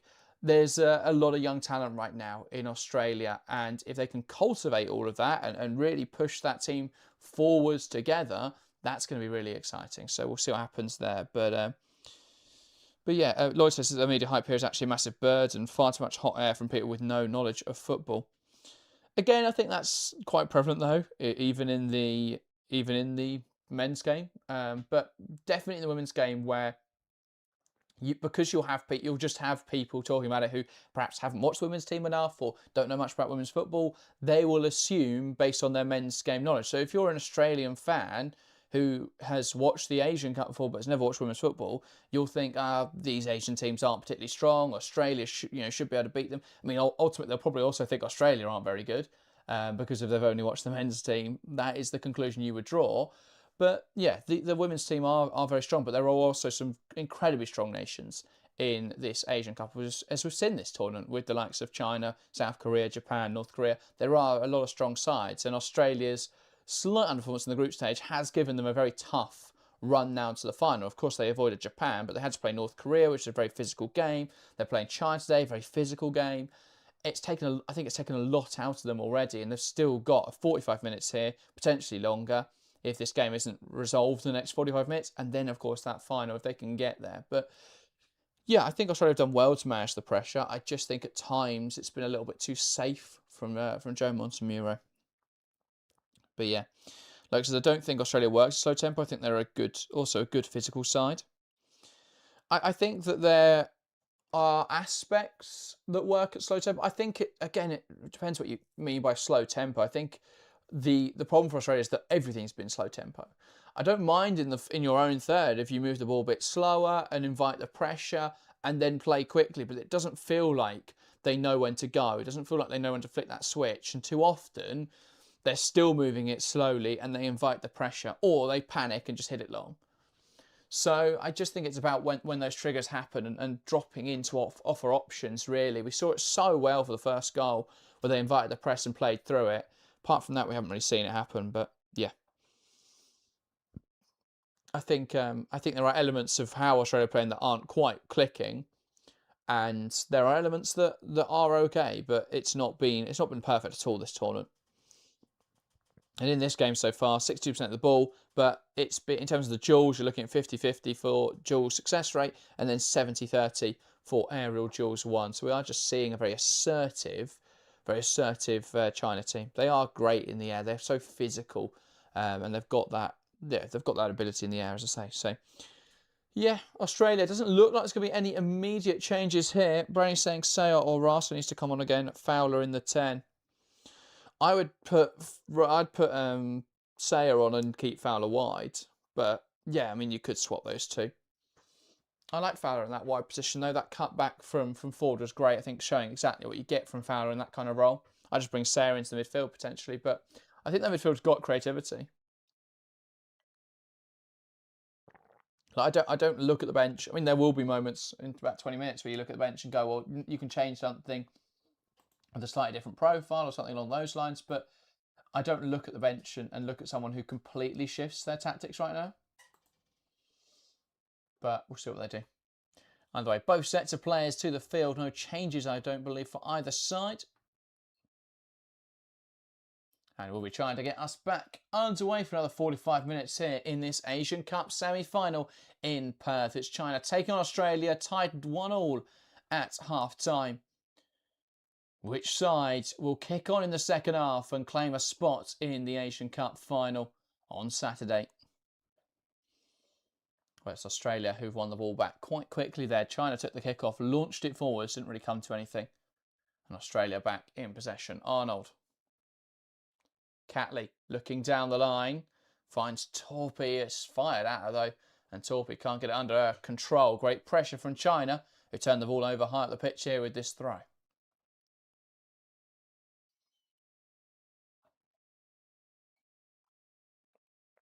Throwing on the near side then.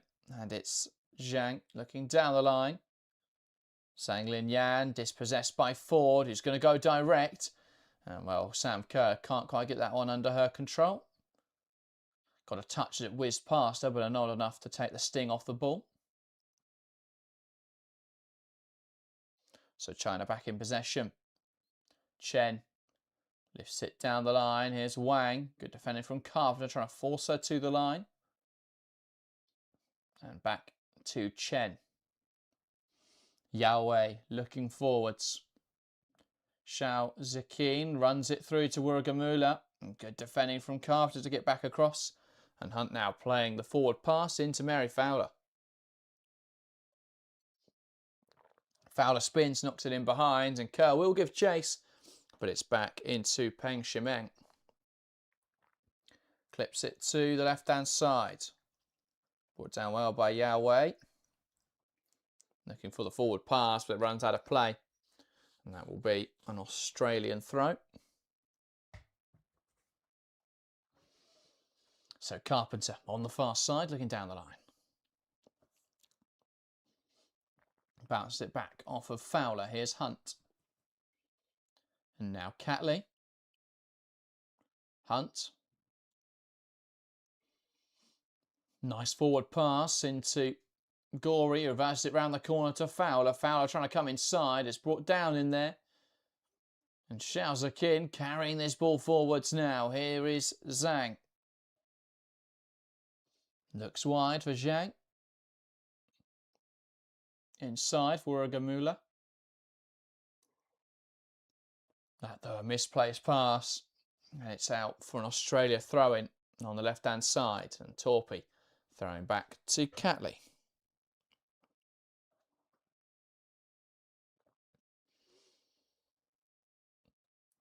Catley looking down the line. Ford battling away, and it's strong in there from Zhang. Ford trying to carry it forwards. And Wang Fang winning it back.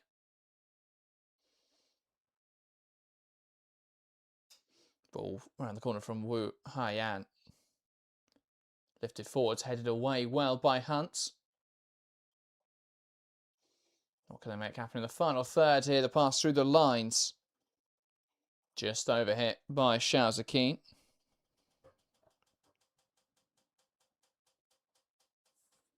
And Australia building out from the back. Gorey dropping deep to receive. Knocks it wide with Carpenter. Looks down the line. Kerr now. Good hold up. Needing some support. Pokes it back inside. Kennedy. Cooney cross to Gorey. Wide now. Here's Ford. Creates space for the cutback. And it's cleared away well by Yao Wei. Torpy to Gorey, brought down in there by Wang Fang. He's got to be careful on a yellow card. I don't think the referee noticed it though. And that ball forward knocked out of play by Hunt. Wuragamula putting her under all sorts of pressure.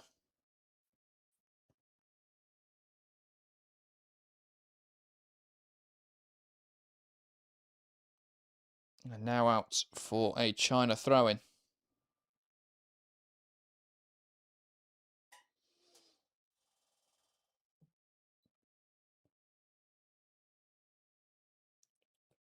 Chen looking down the line.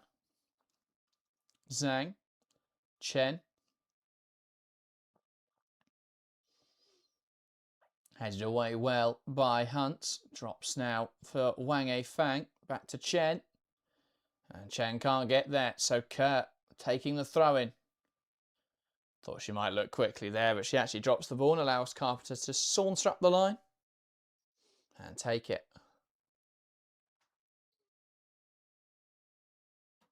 Carpenter. All the way back now to Mackenzie Arnold. Catley.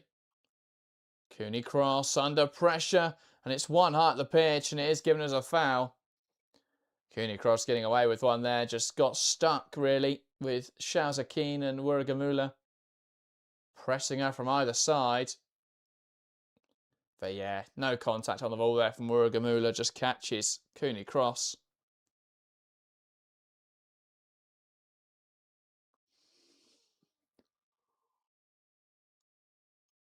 Hatley, forward pass looking for Ford. Here's Kerr. Kennedy under pressure, just about squeezing it to Claire Hunt, who's going to look to the right-hand side. Carpenter. Hunt. Gorey.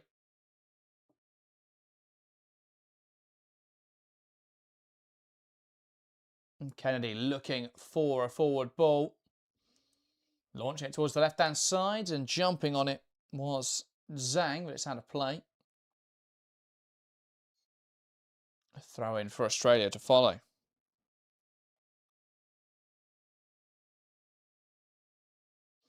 Catley.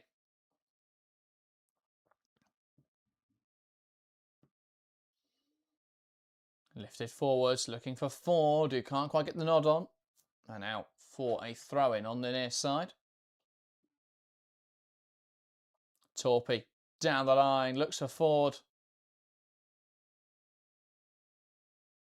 One back in there well by Zhang, and now cleared forwards by Zhang. Catley looking down the line, just overrunning it, and out for a China throw-in.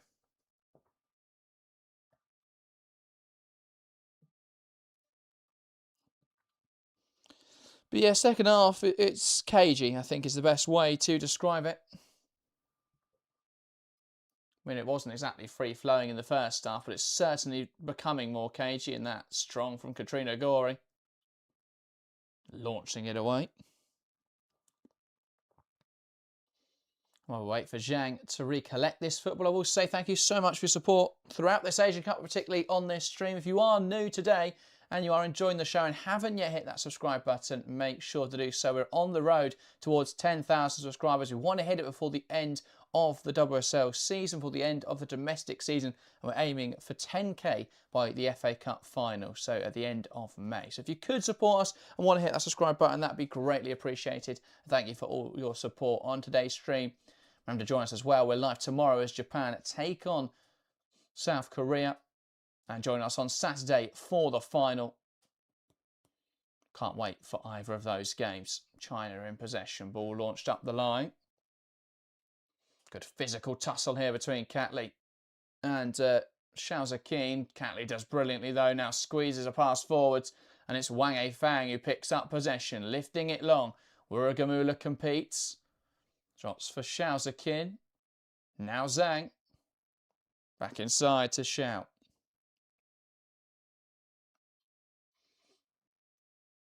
Wu Haiyan. Pass forwards. And brought down, and there is Wang Eifang. Kerr dispossessed, and here come China. Zhang. Down the line. Xiaoza Keen gets there. Catley though wins back the ball, knocks it out of play.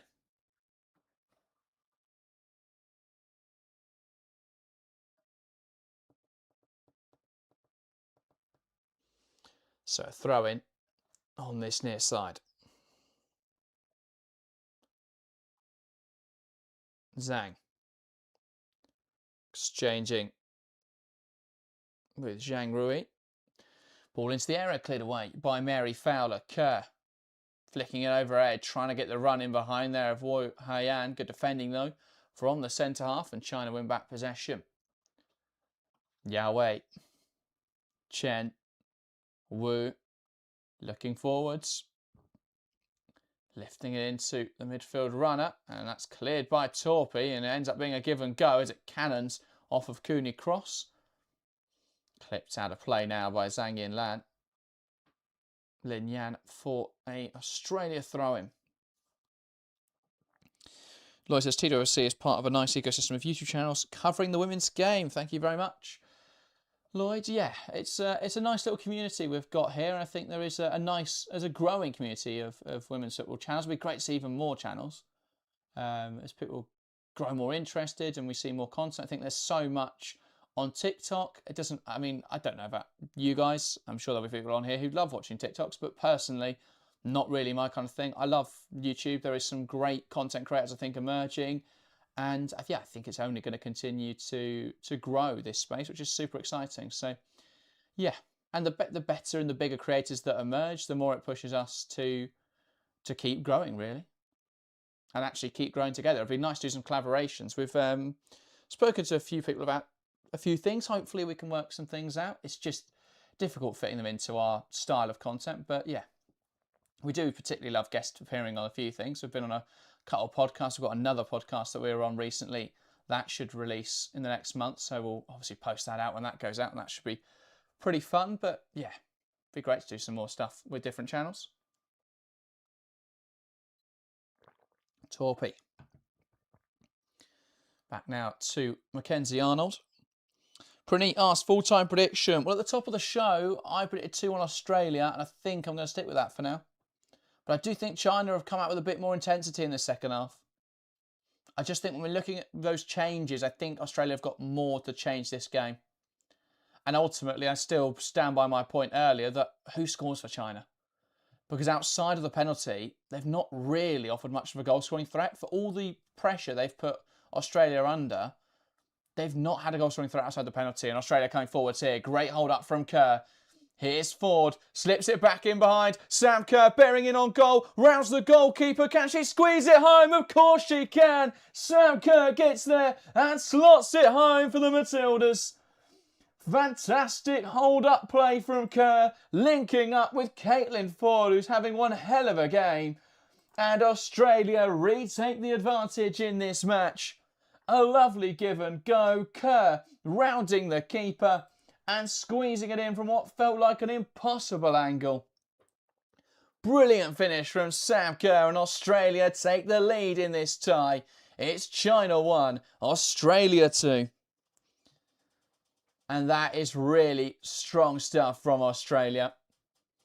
Let's watch it back again. The pass forward here from Gorey to Torpy. Torpy makes the challenge and Kerr shrugging off any threat and holds the ball up well. And Australia now have got China where they want them. Opened up, Ford into Kerr. Kerr rounds the keeper and just about squeezing it there in at the near post. Brilliant from Sam Kerr. Peng, I think, should do better, but she's worried of committing the same offence as Arnold did earlier, bringing a player down who's running through on goal. And that just gives Sam Kerr that edge, an indecision, really, from the goalkeeper. Kerr gets there first, runs round her, and just slotting it in that narrow gap as Australia retake the lead. Lars says, what a lovely goal. Brain says, Kerr is inevitable. Absolutely. Brilliant stuff from Sam Kerr. And Australia back in front, leading by 2-1. Great work from Caitlin Ford there to make the challenge, knock it out of play, and she's really up for it today. A player who's been low on confidence, low on form really this season, but is stepping to the plate in this important match. And we've seen that a bit this season from Caitlin Ford, albeit the FIFA Women's Champions Cup isn't the most prestigious tournament. She did step up in that final. And she's been excellent so far today. A change for Australia as well in the aftermath of that goal. Claire Hunt withdrawn and Heatley onto the field. So a change at centre-half for the Matildas. Strike from range, blocked well, and Torpy smashing the ball clear. Lloyd says, it's a shame this is at a cricket ground and Kerr to celebrate 50 metres away from the fans. Yeah, it is a shame. Ball down the line. It's not exactly a well-built stadium for football. Carpenter does well there just to shield the ball. And it is cleared away, smashed clear by Alana Kennedy. I think the question now is, what do Australia do? What do they try and do now? Because they scored that goal early on playing some good football. They then tried to be a little bit too defensive and it opened up some space. This second half has been quite scrappy. Suddenly they've opened up that opportunity. Where does the game go from here? Do they try and shut it down? Do they keep playing the way they were and hope that they continue to just edge the fine margins? Potentially, I mean, if they could get another goal, that would be huge in this game. Fowl tries to play it in behind. Kerr is going to be offside. And a free kick for China.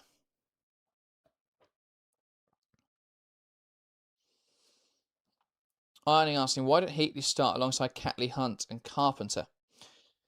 It was just a tactical decision. They put Torpy in to create the width on the left-hand side, and to be fair, Torpy nailed it early on. She had a great cross in for Fowler. Start to fade out of this game a little bit. But yeah, it's just a tactical decision. Bringing Torpy in, they moved Catley to centre-half, and it was Heatley who came out. Heatley back in now for Hunt. And Australia with another centre-back partnership used at this tournament. Great pressure from Sam Kerr. They're going to rival Chelsea women at this rate for the amount of centre-back partnerships used.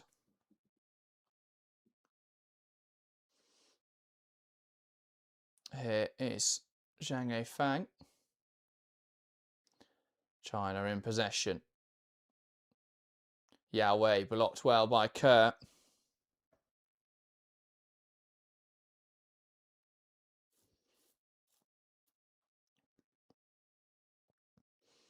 Ball lumped forwards, and that's good defending from China.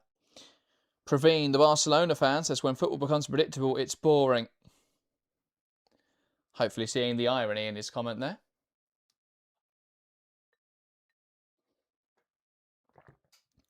But yeah, I don't think this is predictable. I think this game is very much open. I think tomorrow's game, as much as people are very hot on Japan, and rightfully so, I don't think I'd rule South Korea out. And in that final, albeit Japan, if they get there, will be favourites, I think the way that China and Australia play a much more physical style is kind of Japan's kryptonite. And if we look at who Japan played so far, they haven't had a test. They really haven't had a test yet. So yeah, I think as good as they've looked at this tournament, I definitely don't think that it's a foregone conclusion. It's nothing like the Liga F. China on the ball. Here is Wu.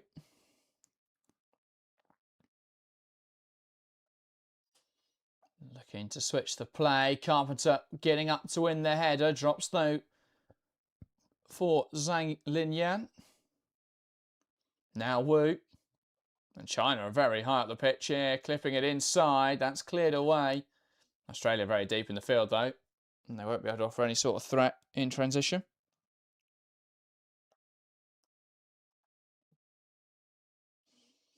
The pass back to Wu Haiyan. Stepping forwards with the ball.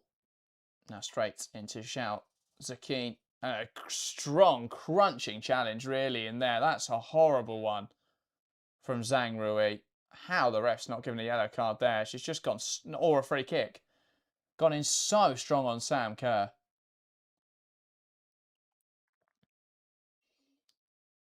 And Kerr does get back to her feet, but feeling the effects of that one. Torpy's been caught. Gory's down, stumbling as well. The referee's got to get a stranglehold on this game. Ball in. Carpenter nodding it away. Fowler will go and get out to the ball. Chen taking on Fowler. Great work from Mary Fowler, who wins it back, and Chen dragging her down.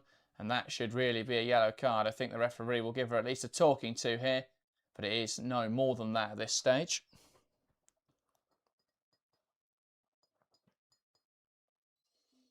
That's a horrible one from Zhang. 100% a yellow card. Gets the ball, but the follow-through is nasty. No idea, it wasn't even given as a free kick, but there we go. 7 fouls made by China in this game. That's without considering the ones that haven't been given. 2 yellow cards so far. Kerr tries to find Gory. Wu clears it away. Cooney cross brings it down well. And now looking to progress the ball. Wide with Torpy. Wider still to Ford. Torpy continues to run down the line. Ford doesn't have the angle to play the pass, but cuts inside to the space that's been vacated. But Zhang getting back in. Zhang Rui making the challenge.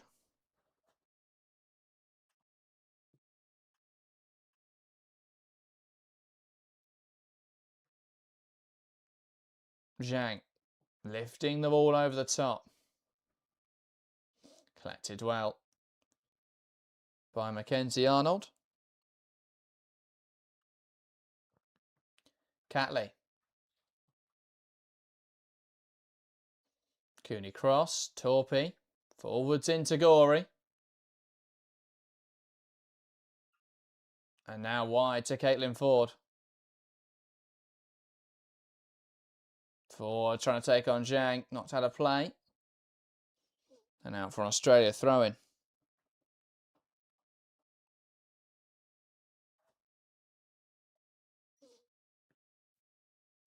Torpy.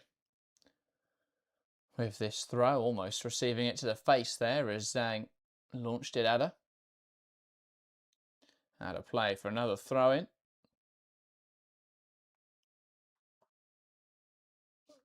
And Torpy happy to take her time here.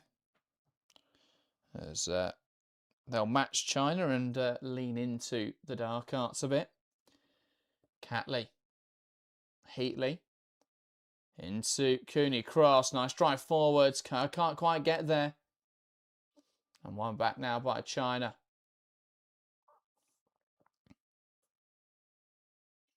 Carpenter. Fowler.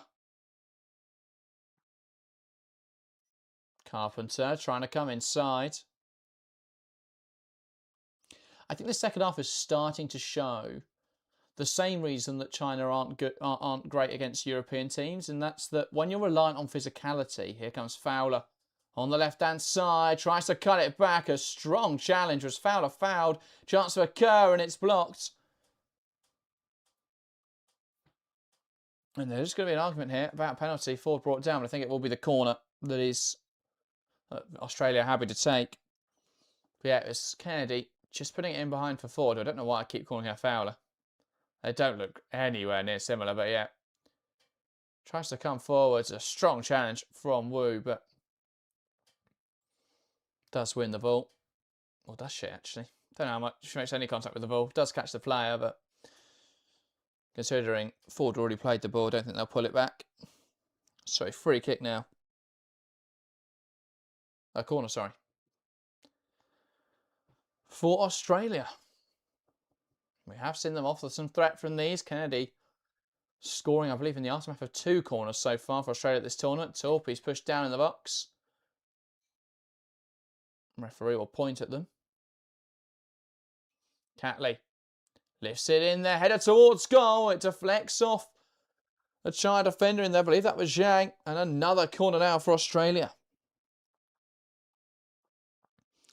Iman says, I looked at the statistics. China has more shots on target than Australia. Yeah, but I don't think any of them have been particularly good. Like, even their goal was the penalty. Outside of that, have they created any big chances? Anything that was clear-cut? Not really. Fowler with this corner then from the right-hand side. An outswinger in there looking for Kerr. It's headed away. Drops on the edge for Catley, who loops it wildly back up in the air. That's cleared away by Wuragamula.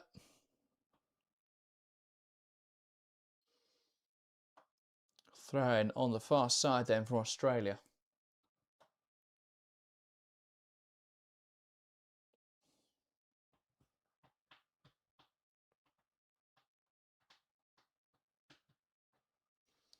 Carpenter. Header up in the air from Wu Haiyan. Carpenter. Battling away in there. And now back to Kennedy. Hunt. Catley.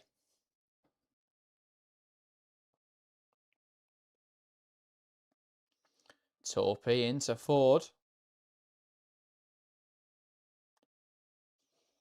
Back now to Catley.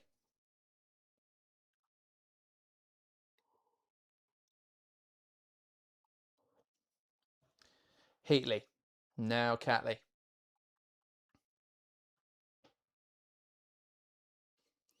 Arnold's back out wide to Catley, looking down the line.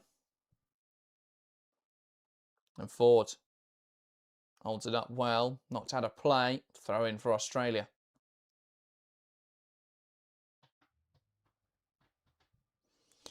And another change coming now for China. Wuragamula will make way, and it's Jin Kun on in her place. So a change in the front line, Australia needing a goal.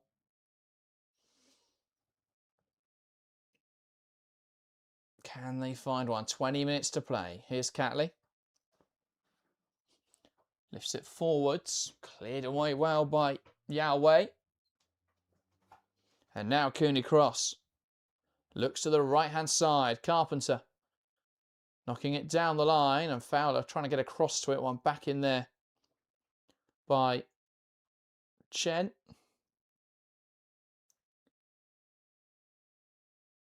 Carpenter. That's a great drive inside with the ball. Skipping our way into the middle of the park. But it's one back in there. Carpenter. Kennedy. Hunt. Cooney Cross. Kennedy. Loses out and it's a ball in behind. And a chance now for the substitute. Jin Kun holds it up well. Needing support. Nothing on rushing quick enough though. And a shot blocked well by Heatley. Out to the right hand side. Here come China. Zhang. Blocked well by Torpy and a corner now for China.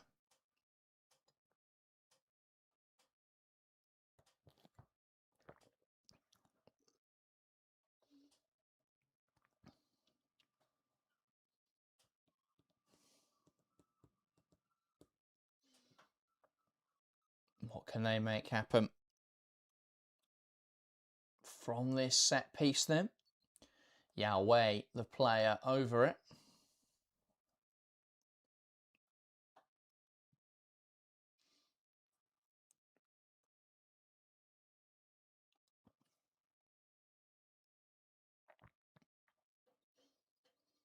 Ball delivered in towards the back post. A header, well wide though in the end from Chen. Unable to find the target. And yeah, this running straight right over the box. Just a little bit too much on that, I think. I don't think they were looking to find Chen unless they wanted that to be headed back across the box, but didn't quite come off. Inside now to Cooney Cross. Switch the play to Fowler. Back out towards Carpenter. That's overhit though. And out for a throw-in on the far side.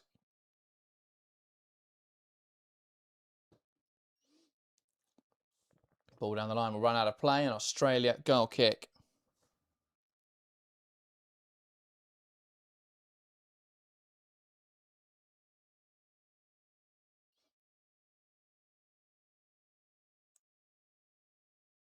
Not long. Oh, it won't feel long for China. It's going to feel like an age for Australia as we go through the last 15, 20 minutes here. Cooney Cross lifting it forwards. Kerr brings it down, but it's one back in there by Wu Haiyan. Wang Eifang lifting it in behind, and that's over here. And it runs all the way through to Mackenzie Arnold.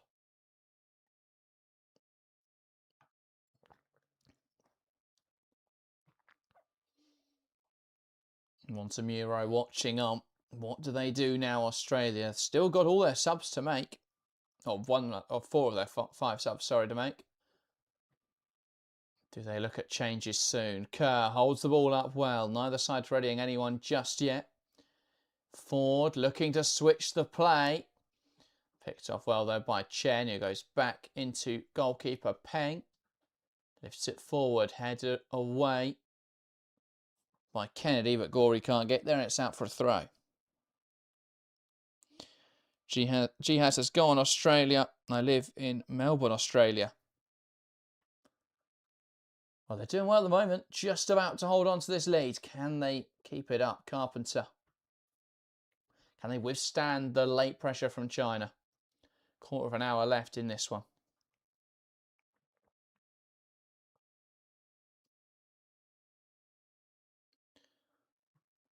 Catley looks left. Finds Torpy, goes down the line. Now Ford. And Torpy. Catley returning it to our goalkeeper Arnold, who launches long. And it's won by China. Zhao Zekin trying to get there. Good goalkeeping from Arnold. It just went straight back through the Australia team there. slightly messy one, but Arnold claiming it again in the end. Harding says if Australia can get one more, it'll be less hectic. Yeah, I mean, absolutely. If they can just give themselves a cushion, something that they can defend. A little bit messy here from Heatley, but Catley bailing her out in Australia at the moment, seemingly trying their best to give China some hope in this game. A couple mistakes there. And a throw-in on the far side. We turn to the bench once more. And China with a double change. So that's going to be a change in central midfield. Zhang Rui making way, and a change on the left wing with Wang Yanwen leaving the field. And on in their place, Li Quintong to the left wing.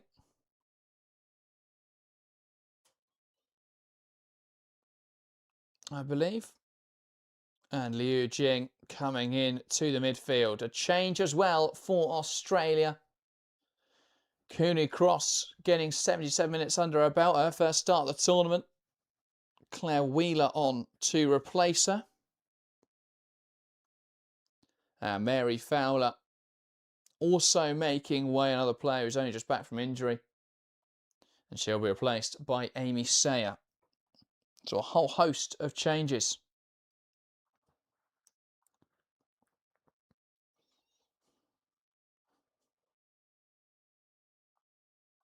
Carpenter looks down the line. Flicked forwards in there.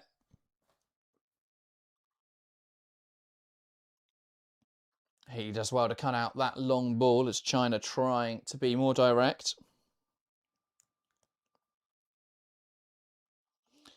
Lovers, welcome to the stream, says Australia possession play could be better, but their counter-attack is no joke.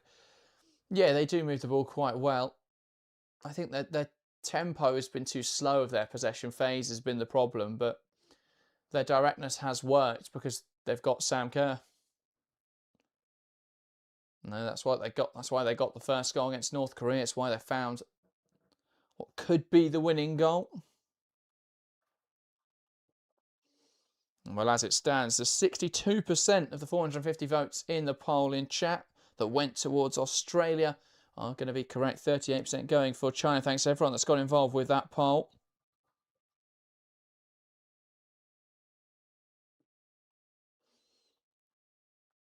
Wu across to Yao Wei. Sayer heading down. Now China coming forwards. Pass to the right-hand side. Zhang. Great pressure here from Torpy, who just checks over her shoulder to ensure someone's taken up her position before continuing the press. And China now able to settle on the ball. Wu Haiyan.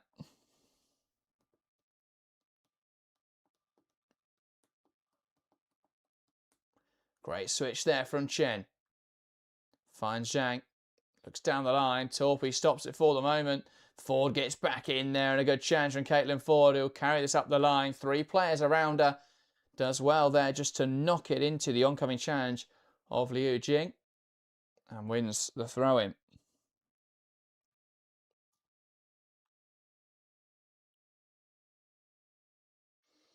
And Torpy just down it with a knock.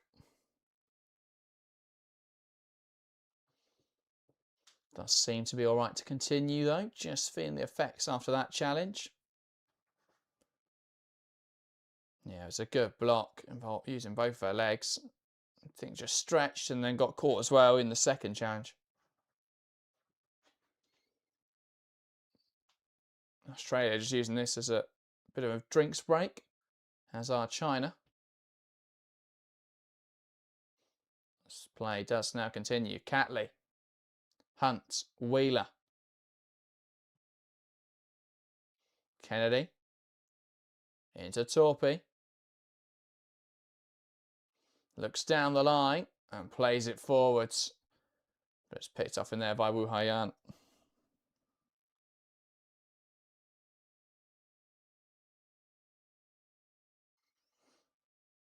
Montemuro slowing the game down here as the ball's knocked out of play. Australia throwing.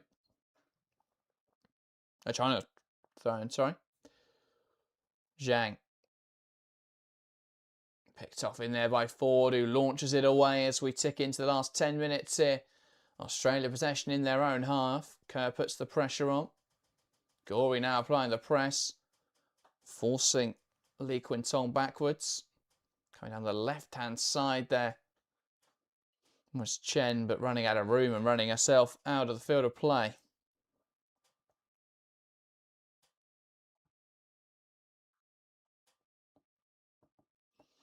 Last, it feels like China are fading in the second half. Not surprising they played 120 minutes on Saturday. Yeah, I think that it's taken a lot out of the team. The game against North Korea was very physical. I think that took a lot out of them. The 120 minutes against Chinese Taipei as well. It's a great long ball. Here's Torpy. Cuts it back looking for Kerr. Slightly misplaced. And good defending there from Yao Wei, who gets in front of it. And makes the challenge. Throw in on the near side for Australia.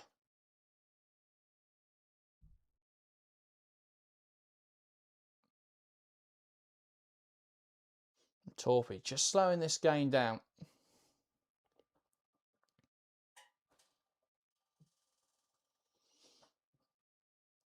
Both sides of subs left to use. Australia, I think, might use them to slow it down. China might use them to try and have an impact in this game.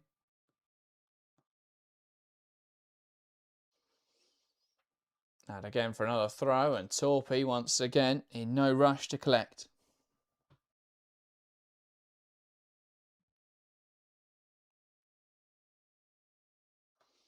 Torpy throws forward, launched away by Wu Haiyan, and out for another throw-in.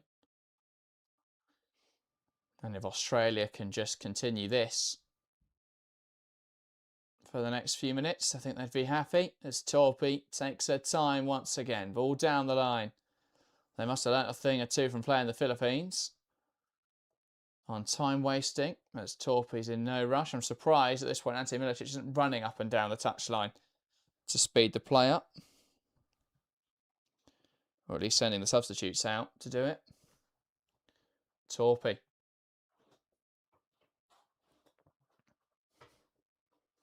Again, throwing forwards. This time, China clearing it away. One back in there well by Wheeler. Here's Ford. Torpy. Carrying it forwards. Still going here. Torpy. Great drive. But the cross into the box. Not quite matching the quality of the carry. And it's out for a China goal kick.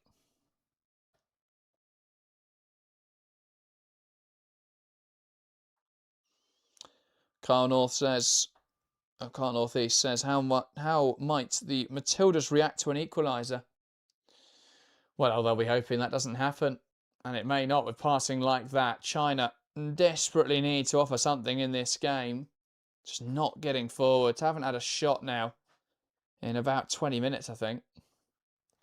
Just haven't been able to get it forwards. And Australia are shutting this game down well. Throwing up the line, though, and Sayre can't keep it in place. It will be a China throw-in on the far side. Hesitating here. Ball launched forwards. Drops now for Catley, who does well. Kennedy.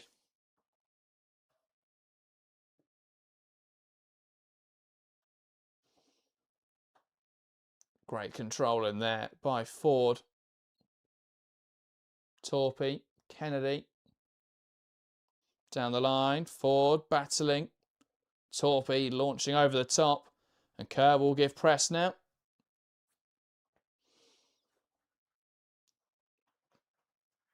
Here is Yao Wei.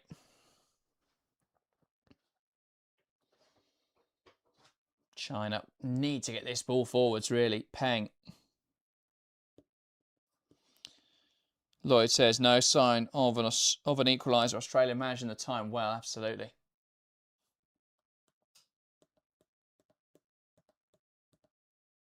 Just trying to kill this game off. Sayre inside to Gorey. Gorey lifting it over the top, looking for the run of Caitlin Ford, and can't quite get there. Ford, as it's claimed well by Peng. Out towards the right-hand side. Zhang. Trying to come forwards. Torpy stands her up well. And that's out for an Australia throw-in on the near side. Double change for China. Last two subs they've got available. And they're going to make them both now in the search of a goal. Change at left back. Chen making way. Chen Zhu. And also going to be a change at right back as Shenju making way, and it's Wang Lin and Kong onto the field in the fullback positions.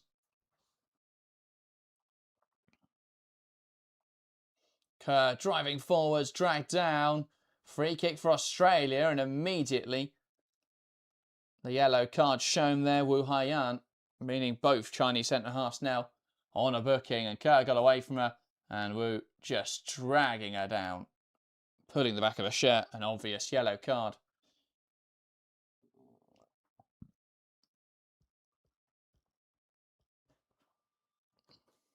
Free kick now for Australia.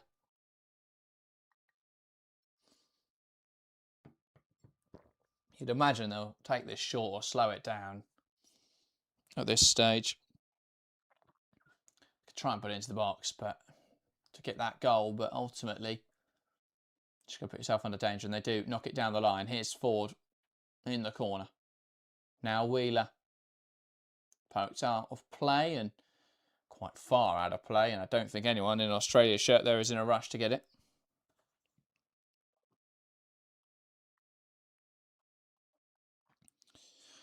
Locus says, do you think Australia or Chelsea could use Kerr as more of a 10 or false 9 now that she's slowing down like Miedema?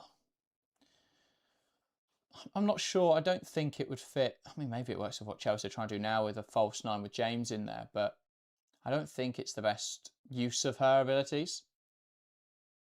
And I think she's such an intelligent footballer, but yeah, I don't know. I mean, Miedema you would have never thought would make the adjustment, but, you know, her technical ability has shone through in that 10 role. But yeah, I don't see Kerr as a midfielder. The difference is also that Miedema's got physicality, he's got height. I just don't know if Kerr would offer you that same imposing element that Miedema does in the midfield, if you get what I mean. And Kerr's not quite as creative, I guess, as Viviana Miedema, so. More of a ruthless out-and-out goal scorer. I know Miedema is also a fantastic goal scorer, but yeah, Kerr is very much instinctively a goal scorer, and yeah, I don't think she'd really work in midfield. Cast as a slower Kerr might actually score more. Well, I mean, she's not scoring less at the moment, is she? Done really well at this Asian Cup. 4 goals in 5 matches. Can't really complain. And yeah, I mean, obviously coming back from a pretty major injury this season, hasn't had the game time that she would have wanted at Chelsea. I think a mixture of Bonpastor being very cautious with her, but also Kerr perhaps not fitting exactly what Bonpastor wants from that striker position. Still some debate about whether or not she'll renew her deal at Chelsea. Obviously, her contract, as it stands, expiring in the summer. We've seen departures for Chelsea in the last 2 days. Well, it was just before the weekend, and then obviously earlier today. And kind of yesterday, I guess, Guro Wrighton leaving early with her contract expiring. A loan and then a permanent move to Gotham. And Kat Macaro's contract was due to expire in the summer, has left today, joining San Diego Wave for $300,000, which is a fantastic deal for Chelsea to get that kind of money for a player who only had 6 months, or less than 6 months left on her contract, 3 months left on her contract. So yeah. Ball forward from Wu, headed on. We've got 6 minutes of additional time in this game. Is that enough time for China? Is it enough time for China to find an equalizer? Gory, Wheeler, dispossessed. Ball forward from Xiao Ziqin. Coming forward now. Can they get a shot away? Good defending from Gory, who clears it. And now Ford shrugs off the challenge from Jinkun. Gory poking down the line. Here's Kerr, who's going to slow the ball down. Yao Wei narrowing the angle. Kerr still coming forward, dispossessing there by Wu, but has killed a good 30 seconds that moment.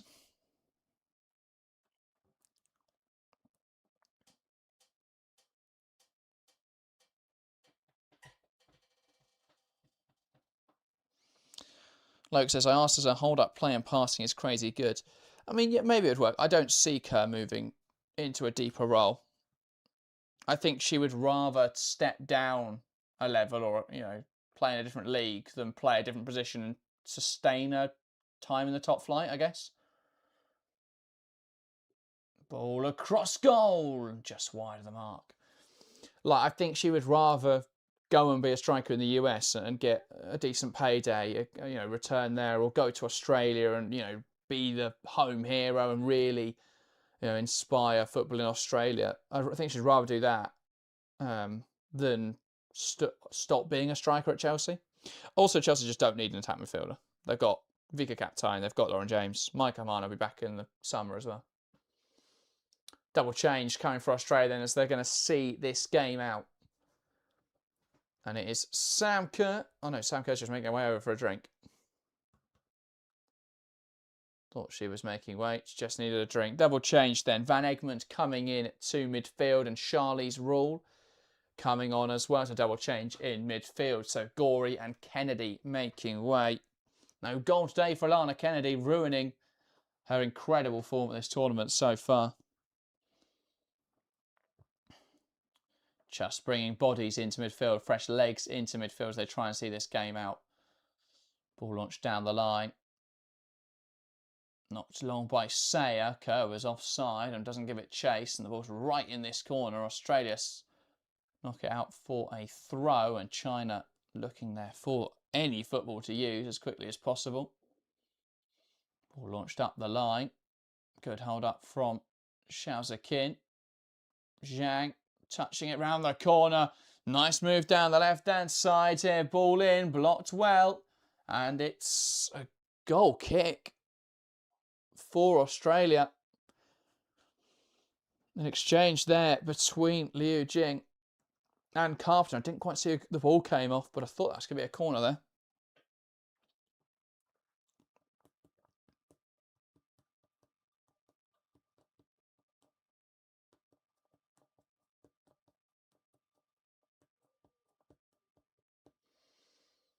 But it will be a goal kick launched forwards. 2 minutes of the allotted additional 6 remaining.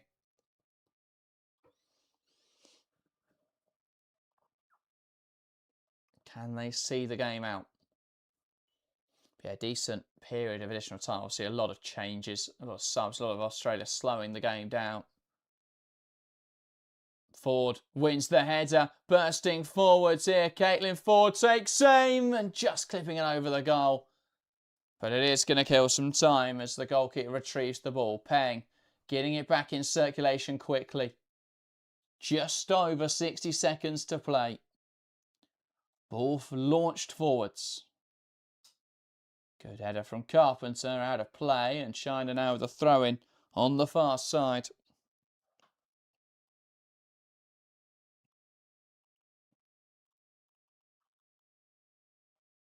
Back now in the back line with Wu. Lifts it forwards, and the header missed, and Carpenter gets there and launches out of play.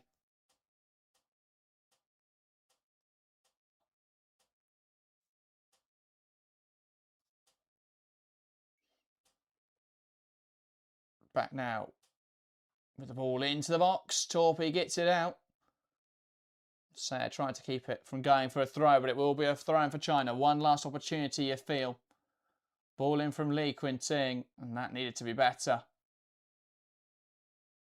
And Wang Yifang trying to bring it under control. Kerr puts the pressure on. It's out for an Australia throw-in, and Kerr celebrates it like a goal. Because that will likely be that now for Australia.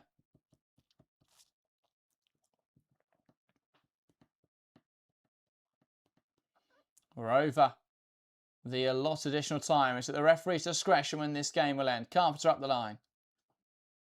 Ball forwards. Kerr flicking on, and that will be out for a goal kick. Peng looking for a football.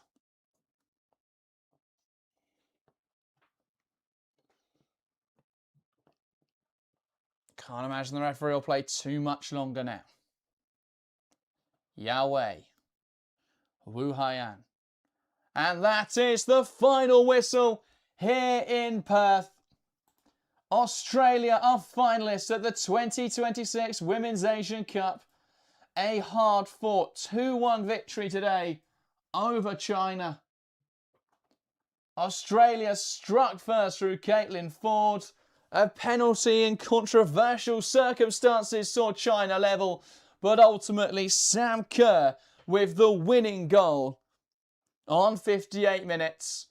And Australia are your finalists in this Women's Asian Cup. They'll face either South Korea or Japan in the final on Saturday.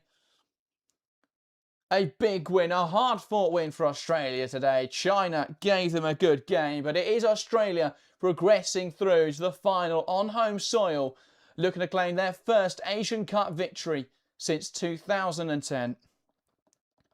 Will they meet South Korea or will they meet Japan? Will it be a repeat of the 2014 and 2018 finals? Australia reaching the final on both occasions, losing to Japan on both occasions. Will they face familiar foes in Japan or will they face South Korea? We'll find that out tomorrow. Make sure to join us for that game an hour earlier than today's kickoff. Join us there from 8:45 tomorrow morning. Just me on that show, unfortunately, again. But Harry will be back this weekend for the final on Saturday. But yeah, Australia managed that game well. They struck in their moments, while again it probably wasn't a vintage performance. Only 8 shots and only 3 on target. 2 of those 3 went in, and ultimately that makes a difference in the end. China 14 shots, only 4 on target though, a shot accuracy of 28.5%. Australia had more of the ball. They shut the game down well in the second half. They increased their duel rate up to 54%. They were assertive. They were physical. They matched China at their own game. And importantly, they're through to the final. We'll be here on Saturday for that game. Japan, though, versus South Korea, still to take place before then. Join us live for that match tomorrow. That, though, is everything for this morning's coverage. Thanks, everyone that has joined me throughout this Asian Cup so far. And, of course, if you're on today's stream, thank you guys so much for joining us. If you are new and haven't yet hit that subscribe button, make sure to do so. You'll be notified when we're live for those Asian Cup fixtures. When we've got videos coming out, we'll have a preview for the Asian Cup final out on Friday. So look out for that when it drops. And we'll also be live for all the WSL action throughout this week. Join us tomorrow evening as we're back with WSL action as Chelsea take on Brighton. We're back this weekend as Chelsea take on London City. That, though, is everything. Thank you guys very much for joining me today, and we will see you next time.